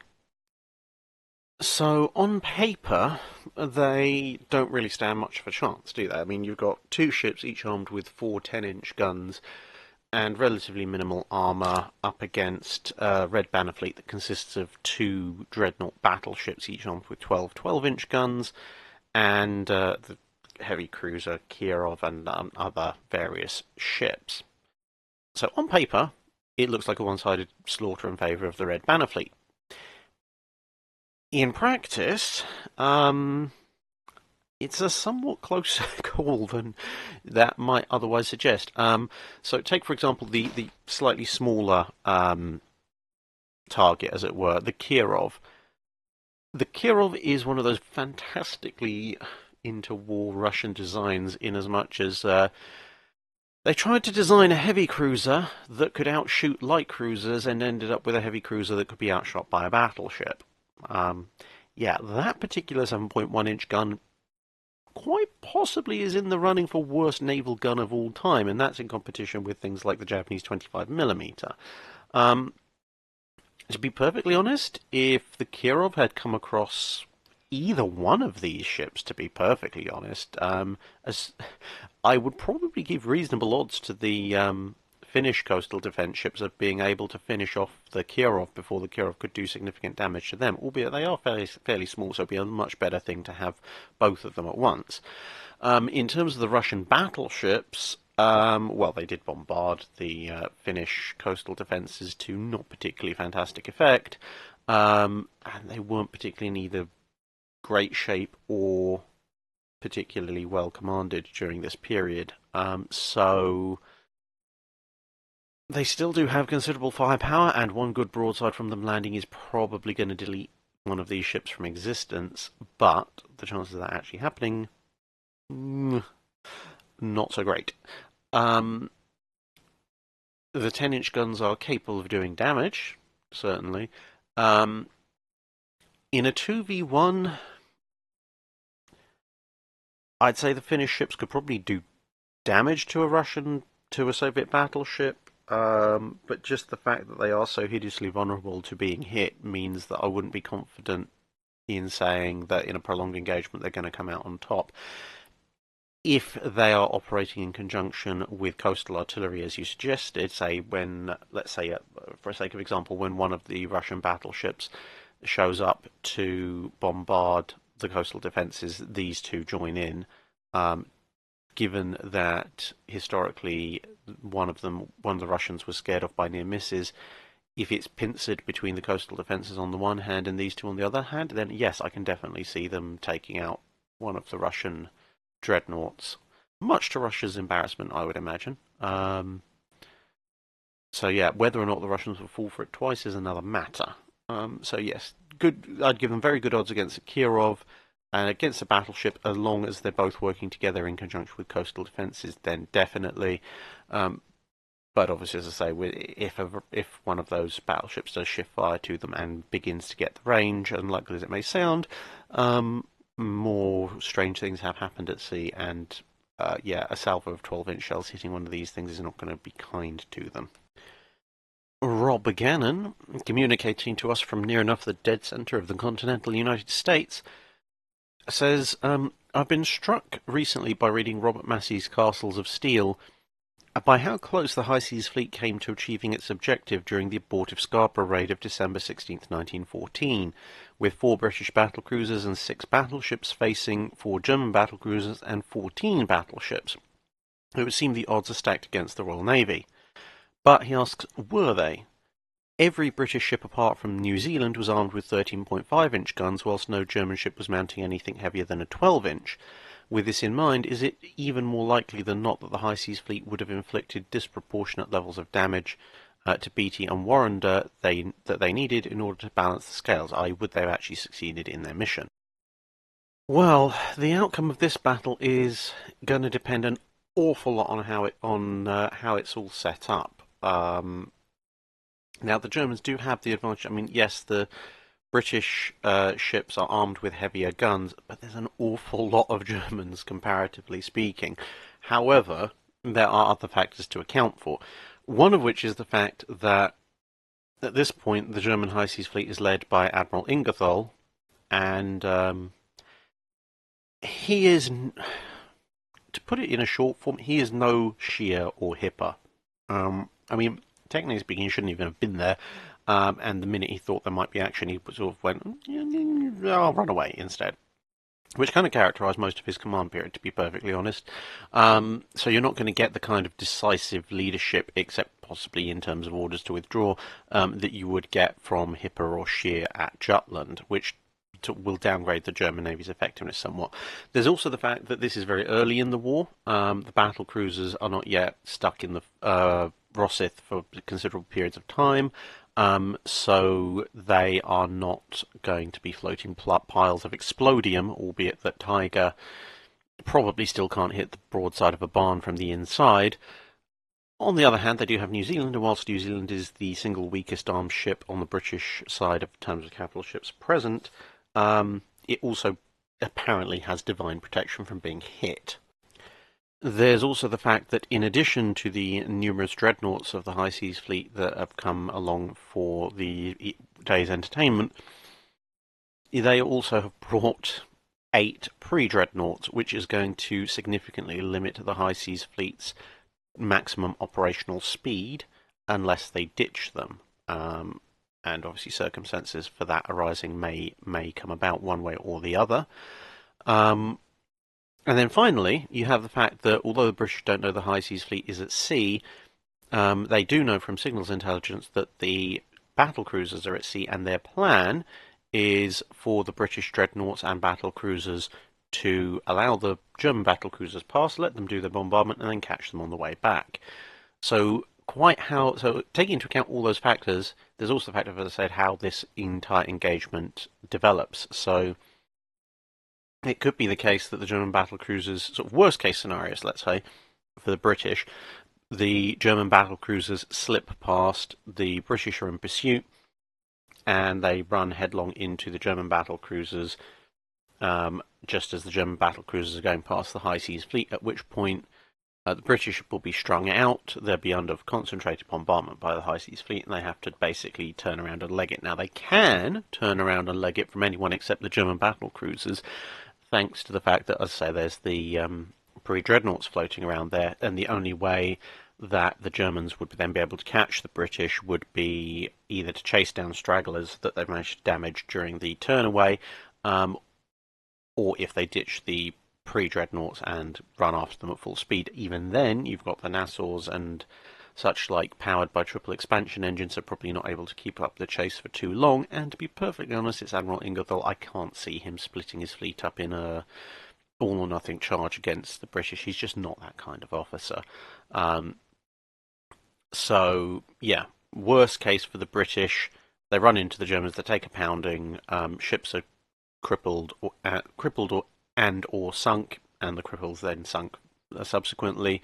A significant chunk of the British fleet is badly damaged or destroyed, and maybe the Germans will lose a few ships. It depends how the High Seas Fleet is distributed. Obviously, if the first point of contact is the pre-dreadnoughts are going to come out a heck of a lot worse. I suspect that at least, even in a best case scenario for the Germans, worst case for the Royal Navy, the Germans are still going to lose a few ships, because the flip side of the British all piling in and then having to turn away is they're probably all going to be firing at roughly the same few ships in the High Seas Fleet, which will lead to accumulation of damage on them. So, yeah, worst case scenario, the naval balance is swung in Germany's favour, or at least equalised, at which point a massive fleet engagement is a lot more on the cards. Conversely, worst case scenario for the Germans is that the entrapment goes as planned, and the German battle cruisers run into the British battle cruisers and the British dreadnoughts on their way back. They probably, as I say, without the British ships being made of explodium at this point, they probably get horribly battered, mauled, and probably finished off by torpedo boats or destroyers, or at the very least rendered out of the fight. So battle cruiser squadron is, first scouting group, I should say, is erased from existence, at least as far as effectiveness in battle is concerned. And due to the sheer numbers of British ships in that particular engagement, it's unlikely that any British ship is going to take significant damage, although it is possible, obviously, that one or two of the battle cruisers might be rendered combat ineffective. Then they come across the High Seas Fleet. Maybe the High Seas Fleet is coming to assist, although again with Ingerthal he's more likely to have gone home. If the High Seas Fleet then shows up, then, well, the British are still horribly outnumbered, but the odds are significantly reduced as compared to if they're having to deal with the German battle cruisers as well. And there is that morale effect of having the first scouting group having been destroyed. At that point, the British battle cruisers, well, at least those that are still combat operational, have the ability to outflank and outmaneuver the Germans, which is going to keep them on their toes a little bit. The British can, again, withdraw in good order, because of that limitation of the pre-dreadnoughts. The pre-dreadnoughts themselves may get horribly savaged at some point. And yeah, well, yes, as I say, the British have a firepower advantage, but the sheer numbers of Germans, the British are not going to stick around and fight the high seas for the sum total of what amounts to the high seas fleet at that point, with 6 of their own battleships. Even assuming that everything comes around, you've still got 10 mixed battle cruisers and dreadnoughts versus 14, which is still not good odds when you've got significant numbers of supporting cruisers and the pre-dreadnoughts obviously offering supporting fire. Obviously, if we are looking at worst case for the Germans and the battle cruisers have already gone down, the absolute worst case for the Germans is that they're still caught in column formation trying to get to the British to help the Germans at full speed. They maybe miscalculate their distance slightly, and the British units fall on the second battle squadron of the High Seas Fleet on the flank and annihilate a lot of the pre-dreadnoughts before they see the other German dreadnoughts and drop back. But again, that's a worst case dependent on particular scenario events occurring. So there's sort of the best and worst case scenario for each side. The truth of the engagement will probably be somewhere in the middle, with it would probably be, I think, in a sort of the middle ground of this scenario, be almost the reverse of Jutland. I think you'll probably be a tactical British victory, because they probably, if this engagement is going to happen, it's probably going to involve the British picking off the German battle cruisers first, but it'll be a strategic British defeat because they will have to withdraw, and they cannot, at this particular point, taking out the German battle cruisers limits the German fleet screen's effectiveness, but the High Seas Fleet, if they inflict any significant losses, is going to degrade the British battle line, which is the more important of the two formations for both sides. Video Dude 26 asks, why didn't Force Z work compared to the effect that Scharnhorst, Gneisenau and Tirpitz did in tying down the Royal Navy? Also, what were the implications if the Royal Navy had been able to use Singapore as a base to harass the Japanese, i.e. had Force Z survived? Well, the fact that Tirpitz and other German capital ships were tying down such large amounts of Royal Navy resources was pretty much one of the major motivations for sending Force Z, because it was thought that it would have a similar effect on the Japanese.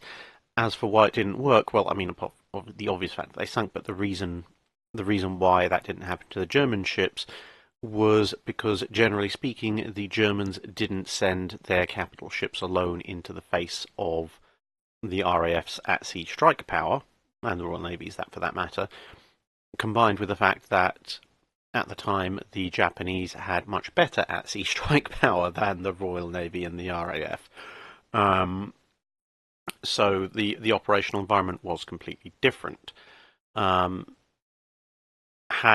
there been a carrier there, had there been fighters present, or had they just not been there and maybe gone off elsewhere, and also they import, then it might have had a significantly greater tie-down effect, because at this point the Japanese forces in the area, surface-wise, were relatively limited when it came to capital ships. So there was that aspect to it. So it would have forced the Japanese to allocate more capital ships to the area. They could have done. I mean, unlike the British, the Japanese at the time, having just successfully executed Pearl Harbor, didn't have that many capital ship concerns to worry about. So, yeah, so unlike when the British was still having to fight operationally with battleships, but having to use battleships in the Atlantic, in the home fleet, in the Mediterranean, and of course in the Far East, with most of the US battleships gone for the next 6 months to a year, the Japanese could have just gone, okay, well, we'll put Nagato, maybe bring Fuso and Issei classes back up online, send them over there as well. Maybe even at some point the Yamato, which would have put the British in a little bit of a bind if it's just Prince of Wales and Repulse.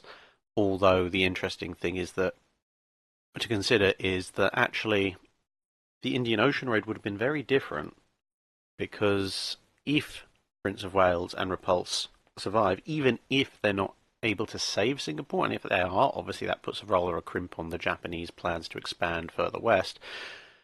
But even if they're not able to save Singapore and manage to fall back, then by the time the Indian Ocean raid comes around, assuming that the Royal Navy sends the other resources that they historically did, rather than having his fastest command as Warspite, Somerville has Prince of Wales and Repulse, and Prince of Wales and Repulse obviously can cover a lot more distance a lot quicker, which means that either Nagumo would have to play it much more cagily, or there's a good possibility that, kind of as we discussed in the previous Drydock, if everything went right and the stars aligned for the British, having Prince of Wales and Repulse makes that alignment a lot more possible, and if Nagumo follows his historic dispersion pattern of his fleet, it's entirely possible that Prince of Wales and Repulse could both catch and kill Japanese carriers with a lot less having to go absolutely right for the British. And in a gunfight, well, 4 Congos versus Prince of Wales and Repulse, I wouldn't necessarily give the British the advantage there, but if Prince of Wales and Repulse manage to catch a couple of Congos, the Congos are going down. If Somerville grabs Warspite and that either sticks with or nearby, and it's Warspite, Repulse, and Prince of Wales versus the 4 Congos, I would be tempted to actually hand that to the British. It would be a difficult run because obviously you've got one Congo that's able to free fire without being counter-batteried, but the firepower and gunnery, levels of gunnery that would be present at least from Warspite and Prince of Wales would be quite the considerable turning factor in that particular engagement. So, yeah, if they'd survived long enough for there to be regular air cover and or someone like Somerville in charge, whether that's operating out of Ceylon or Singapore, the Japanese would have had a lot more headaches to deal with. Corridon asks, why did battleship carrier hybrids never go from paper to reality? Megami is the only example I'm familiar with that was actually converted. Well, the Issei class were also converted, as can be seen here, only in true Japanese fashion, having spent a lot of time and money converting battleships into hybrid battleship aircraft carriers. Apart from on trials, as you can see here, where there was a couple of aircraft on the deck, the Isseis were then promptly used as everything but hybrid battleship carriers. They were used as gigantic, heavily armed cargo ships. They were used as anti-aircraft escorts without fighters on board. So they were used in practically every role that you could imagine a battleship being used that wasn't actually a battleship, except for the actual, launching of aircraft bit, which is a bit weird. But then the phrase, well, that was a bit weird, and Imperial Japanese Navy get conflated an awful lot more than is common for most other navies when it comes to the Second World War. So, as for why the other concepts, like, say, the proposal to convert the Lions into battle carriers never got off the ground, basically, it's twofold. One is that you end up with a ship that's not particularly good carrier and not particularly good battleship, which means that, not even jack of all trades, master of none, more like attempting at all trades and failing at all of them. As I've said before on the channel in early Drydocks, there is a theoretical niche for a battleship aircraft carrier if you need a heavy escort for your carrier force. There's a theoretical usage where you can say, right, well, if we have a massive anti-aircraft battery farm on the battleship portion, much as the US and the British did to their battleships in the second part of the Second World War, in theory, if you can then load fighters onto the aircraft carrier portion, you can effectively, theoretically, run the combat air patrol off of the battle carriers, which then leaves your aircraft carriers capable of either launching just strike aircraft or strike aircraft with fighter escorts, and they don't have to worry at all about managing the combat air patrol. However, at the same time, I've also said, if you're in a position where this is actually useful for your fleet, you're probably in a much worse position than a battle carrier is going to solve. Because in theory, you should, if you're in anything like a normal combat-capable position, you should be using fighters from your aircraft carriers. Even if you have to dedicate an entire aircraft carrier just to fighters to protect your fleet, that's going to be a lot more effective than a battle carrier. You only end up doing battle carriers when you have run out of aircraft carriers and you're not going to get any more, and the enemy has a lot of aircraft coming in. Which pretty much accurately sums up the situation of the Imperial Japanese Navy in the second part of the war. So yes, outside of those very specific circumstances, there is no reason to have a battle carrier, and basically that's why every other option that was put forward by other nations, people just turned around and went, no, that's silly, don't do that again. Jin O'Rin asks, how do battle damages actually get repaired at sea or while still in combat? everything from minor ones like ricochets and dents to more major ones such as guns being put out of action or bows being blown off. How do ship engineers even begin to approach patching something like a bomb or torpedo hit when there's twisted metal, splintered wood, debris, mangled body parts, water rushing in, etc. all over the damage point? Well, the answer, to be honest, in battle usually is that you don't.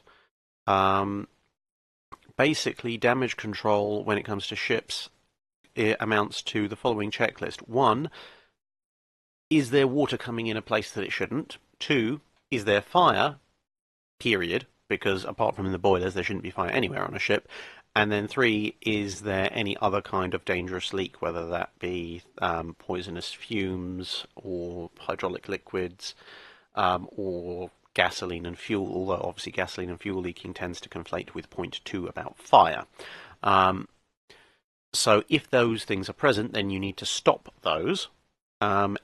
Outside of that, most damage control in action is about containment rather than necessarily fixing. Although this depends greatly on the scale of the issue being dealt with. So, for example, let's say you're on a British armoured carrier in 1945 and a kamikaze is just pancaked into the deck. First priority, put the fires out, because there are going to be fires everywhere. Second priority, get the damaged aircraft shoved overboard.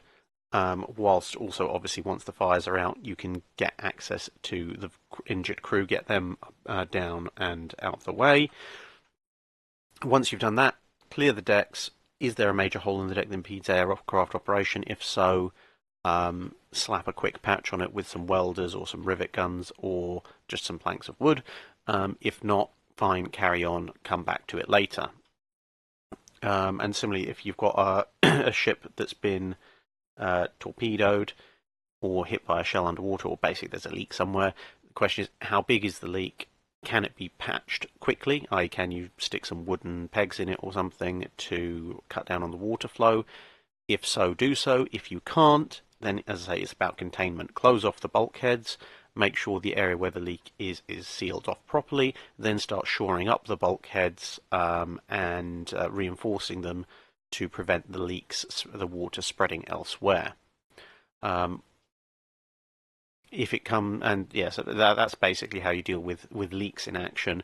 And that scales all the way up to, like, yeah, if the bows are blown off, well, what's the first intact series of bulkhead that you can find where there isn't water immediately pouring in at such a pace as to drag you away? Right, well then those bulkheads are the ones you need to shore up to keep the ship afloat. Obviously tell the captain to slow the hell down, because the pressure of water from a ship moving at 25-30 knots plus is considerable. If the guns are out of action, it depends why. I mean, if they've jammed or something's gone wrong, or it's a secondary effect from a hit elsewhere, then usually you can work in the turrets to try and fix them, because the turrets are still protected. Obviously, if the gun turret has been blown apart, then well, there's not a lot else you can do to help that. You might disengage certain trigger mechanisms and training mechanisms as well, depending on if it's a 3-gun or a triple turret, or 2-gun twin turret, 4-gun quad turret, etc. I.e., basically, if the guns are all connected, you're going to have to find some way of disconnecting the damaged weapon. If the guns aren't connected, you can just leave it.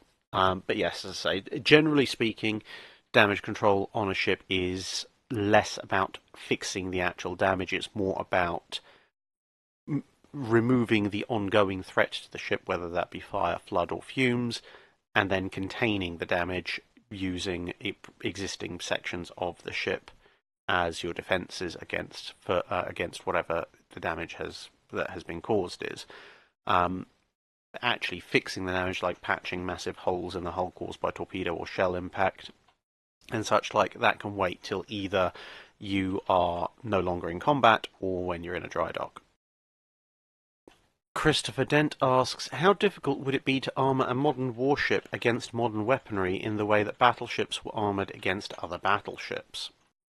It depends what you're trying to protect against. I mean, if you're trying to protect against something like a granite or a musket, or some future hypothetical American or British or NATO supersonic or hypersonic anti-shipping missile, it would be incredibly difficult. to do so, simply just due to the scale of the weapon. If you're talking more about stuff like, say, Exocet, Harpoon, Penguin, if it's still in service, maybe the secondary uses of things like the SM-2 missiles, then that is actually quite doable if you're prepared to put the displacement towards it. However, you've got to bear in mind that pretty much all modern surface combatants are in terms of major surface combatants, things like frigates and destroyers, they're in the 5 to 15,000 ton range. So you're talking about a range that, broadly, in terms that we might be more familiar with from history, overlaps the like light and heavy cruiser categories.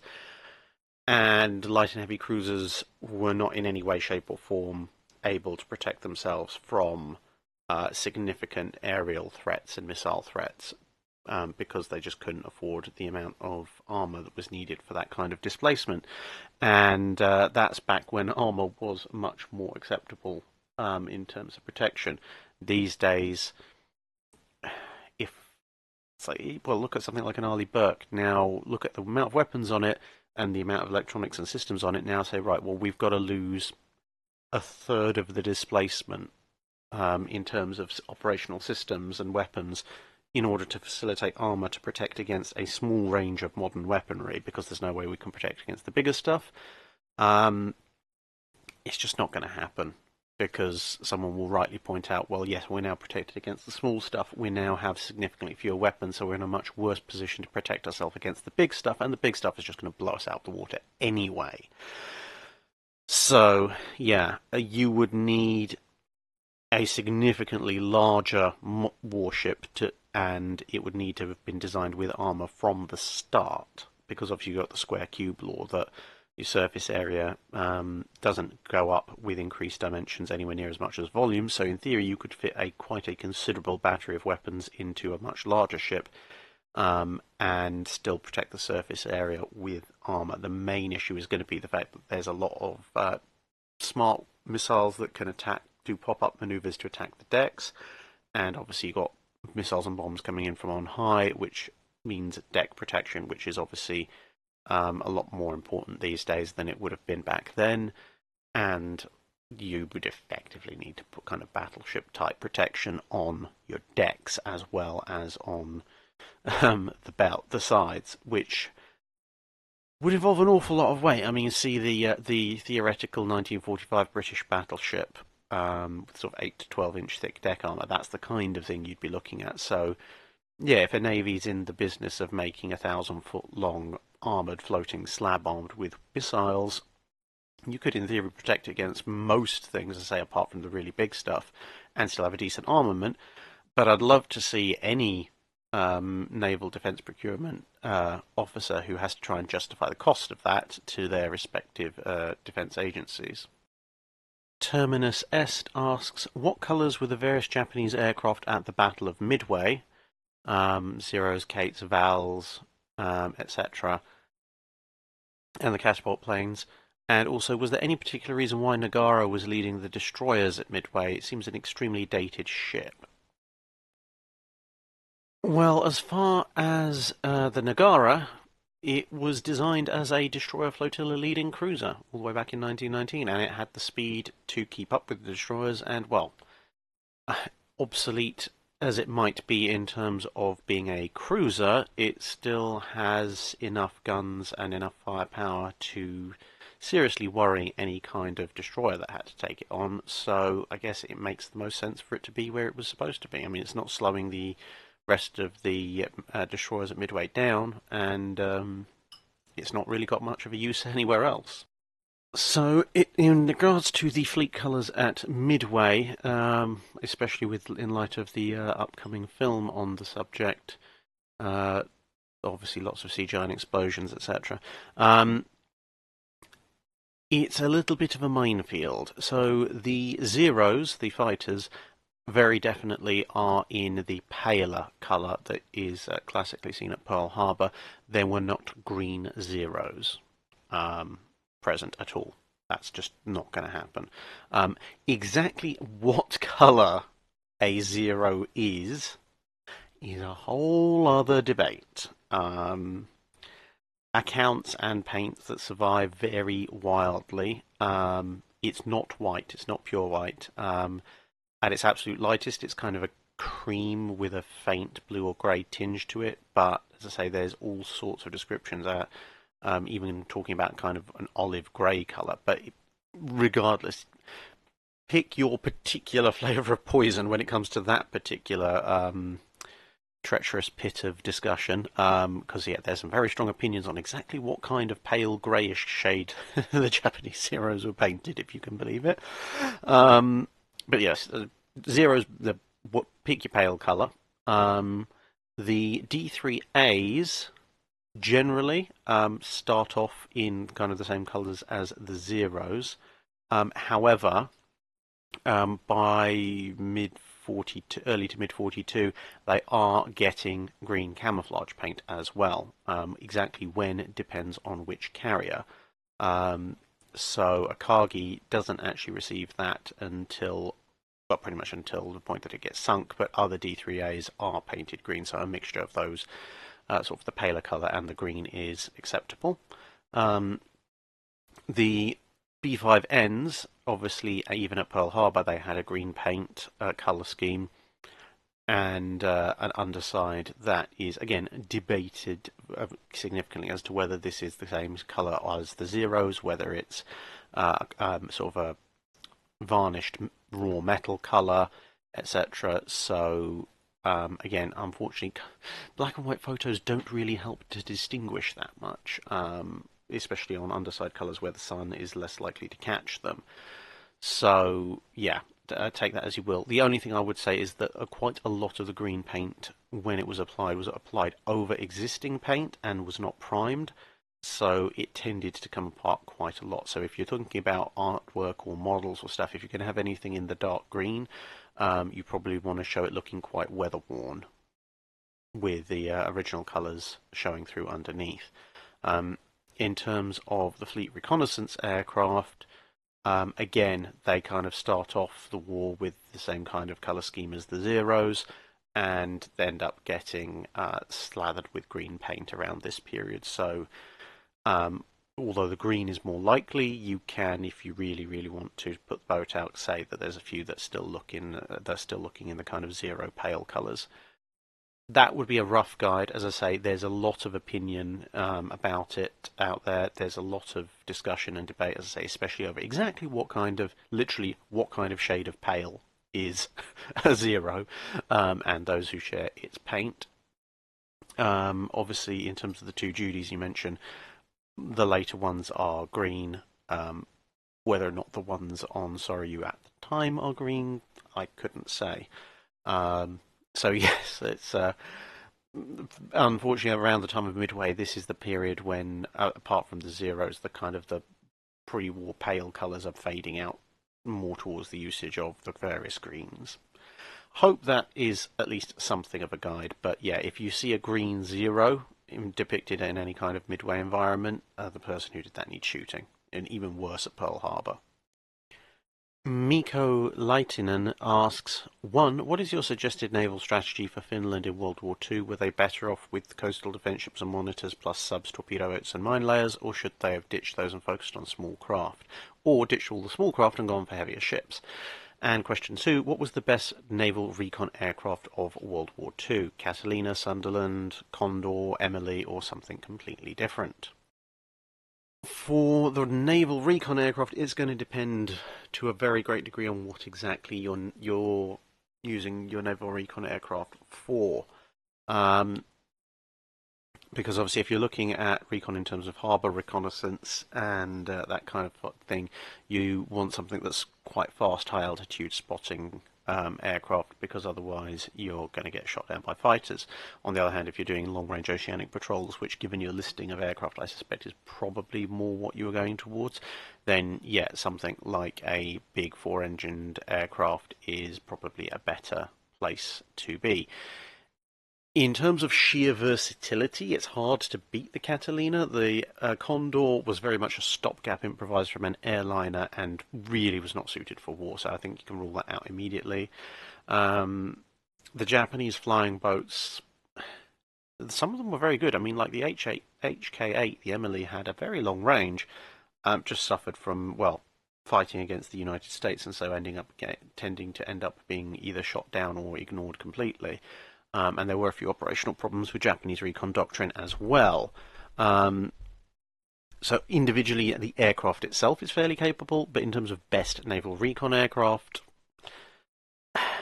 if you're going to, in that case, you're going to have to include results, and if you include results, no, not particularly brilliant. The Catalina is incredibly versatile. The one thing, I mean, the Catalina is definitely I'd say, a good candidate for most versatile naval recon aircraft. Obviously, you've got the Viking for most hilariously oversized naval recon aircraft.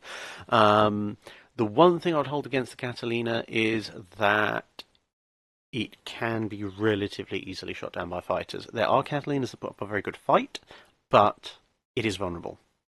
So if you're talking about purely naval recon aircraft to do the job of reconnaissance and then get back with a report, or at least last long enough to report, I kind of have to give it to the short Sunderland, at least in terms of aircraft that were in service during most of the war, because that thing's just, well, it wasn't called the Flying Porcupine or the Flying Hedgehog for nothing. I mean, when you're talking about a recon aircraft that can hold off multiple heavy fighters and win, that's one hell of a tough cookie. And obviously, being a flying boat, it could be used for air-sea rescue and all the other things you'd use a Catalina for. It's just obviously being a bigger four-engined aircraft, it's somewhat less useful because you can't manufacture in just the same amount of numbers, and it needs a little bit more care and attention than a Catalina, which can be thrown around a little bit more.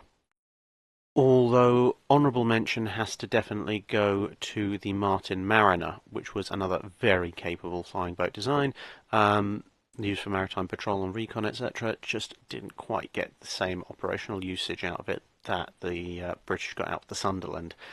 So yeah, I mean, to be honest, with a lot of these questions, it comes down to, at least to me, things like results and effectiveness, which tends to rule out some of the theoretically on paper more capable aircraft purely because they came in later on in the war and therefore didn't get a chance to shine, or they just weren't manufactured in enough numbers to attain sort of any kind of significant degree of success.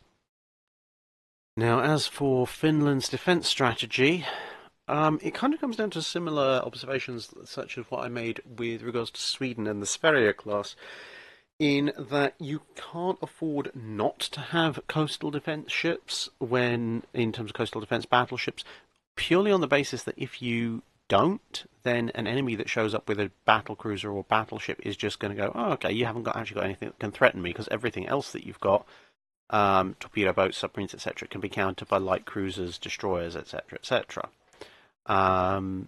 So, yeah, you definitely need your coastal defence ships. On the other hand, obviously, if you just go with coastal defence ships, then a combined enemy escort force of cruisers and destroyers accompanying a large battleship will still be able to overwhelm you through sheer firepower.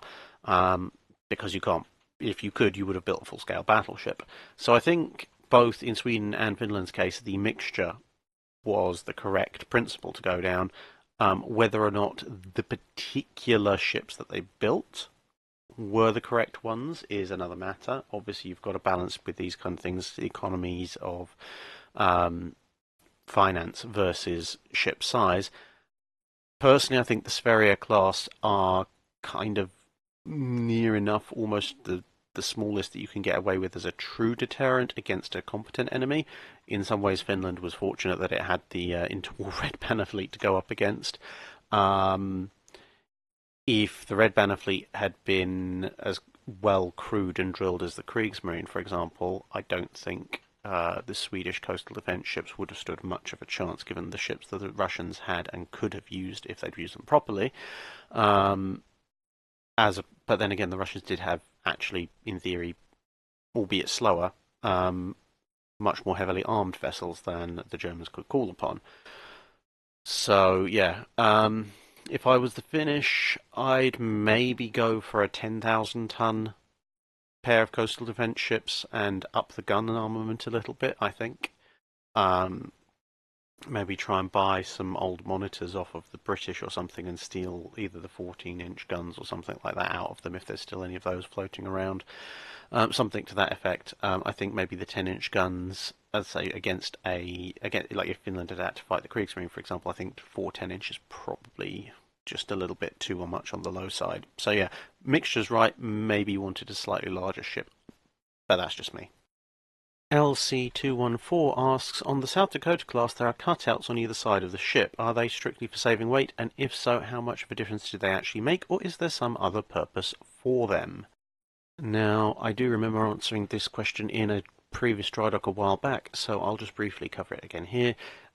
This is basically because of the internal armour layer of the South Dakota class. The fact it has an internal sloped belt, and basically what those cutouts are is the cutouts show you how deep in the armour belt actually is, with various storage and tanks for fuel, water, etc. being built, and obviously the torpedo defence system as well, built into the outside of that armour belt. And those sort of cutouts or dips just below the main deck are there for easy access to said tanks, and for both putting stuff in, taking stuff out, and maintenance. So yeah, that's basically what they're there for. And finally, Greg SD says, notwithstanding Taranto, did the Regina Marina's operations in World War II constitute a successful implementation of the fleet in being concept by tying up Royal Navy resources, or did the fleet make itself irrelevant to the war by staying out of the way? I would say you're probably looking at 6 of one and half dozen of the other, to be honest. I mean, they were able to contest control of the Mediterranean throughout the war, so I guess in that case you could say their efforts were a success. They didn't do so anyway nearly as effectively as they could. I mean, to be honest, given the split of Royal Navy resources that was demanded by World War II, even a successful implementation of a fleet in being is really a failure on the Italian Navy's part. The Italian Navy, for the bulk of the war, at least for the part of the war that the Italians were still involved with against the Allies, was a fleet that outnumbered and outgunned the British Mediterranean fleet. Remember, the British containment strategy for the Mediterranean had relied quite significantly on there being a French presence, which after early 1940 was no longer a thing. So, yeah, in theory, the Italians should have been able to wrest control of the Mediterranean from the Royal Navy, because although the Royal Navy outnumbered it, the Royal Navy's numbers were demanded elsewhere by small minor distractions like, I don't know, the entire war with Japan and war with Germany. So, yeah, they as I say, they managed to contest the Mediterranean, especially the central Mediterranean, and they forced the Royal Navy at various points to kind of play to their tune more than the other way around. But at the same time, they failed to neutralise Malta. They failed to protect supply convoys to North Africa, although they managed to get a fair amount of supplies through. There were a number of critical ships and supplies sunk, and Rommel was forever complaining about the supply situation.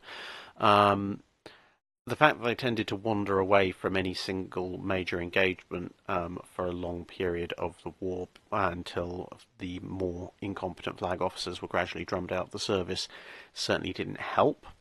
So, overall, I would say if you were looking at it purely from a case of operating as a fleet in being to inhibit Royal Navy activities and tie down their resources, then yes, it succeeded in that greatly. However, I would also at the same time argue that given the capabilities and numbers that they had, they should have been able to do a lot more. I guess you could in some ways say they succeeded by failing, or succeeded despite failing. I don't know. Something along those lines anyway. And that, I believe, finally wraps up this episode of the Drydock. Oh boy, I need a drink now. Anyway. Yes, thank you very much for listening. I hope it wasn't quite the same endurance marathon for you listening as it has been for me recording this thing. But just before we go, mention a couple of things. Firstly, that there's been a number of sort of ship backgrounds and artwork sent in, either for entries that didn't quite make it, or for entries that did in fact win prizes in the ship design contest, the battleship one. So I don't want those bits of work to go to waste, so I will be formulating a video that basically describes all of those and shows them to you, which hopefully should come up next week. In case you're not interested in Flights of Fancy, there will be separate video uploaded on Wednesday as well. So that's a case of if you want to view it, it's there. Also, way back at the beginning, if you can remember that far back to the beginning of this video, we mentioned that since we have just hit 50k, it's time for a channel giveaway. And so this is what you need to do if you want to be in with a chance of being given something nice. So the prizes that you'll be competing for, if such a word can be used, will be from a selection of reference books that I've ended up with doubles of or that I no longer need, or there's some naval art prints as well that are quite nice, or you can also choose from a selection of naval model ship kits. So those are the offerings. I will post some pictures of those in the next Drydock because I'm going to leave people some time to submit themselves for consideration. So in order for you to be in the running, when this video goes live on Sunday, I'm going to obviously put the standard pin post for Q&A up there. I can't put 2 pin posts unfortunately, but I will put another post up that is going to be the 50k subscriber entry post. So if you can reply to that one if you want to take part in the competition.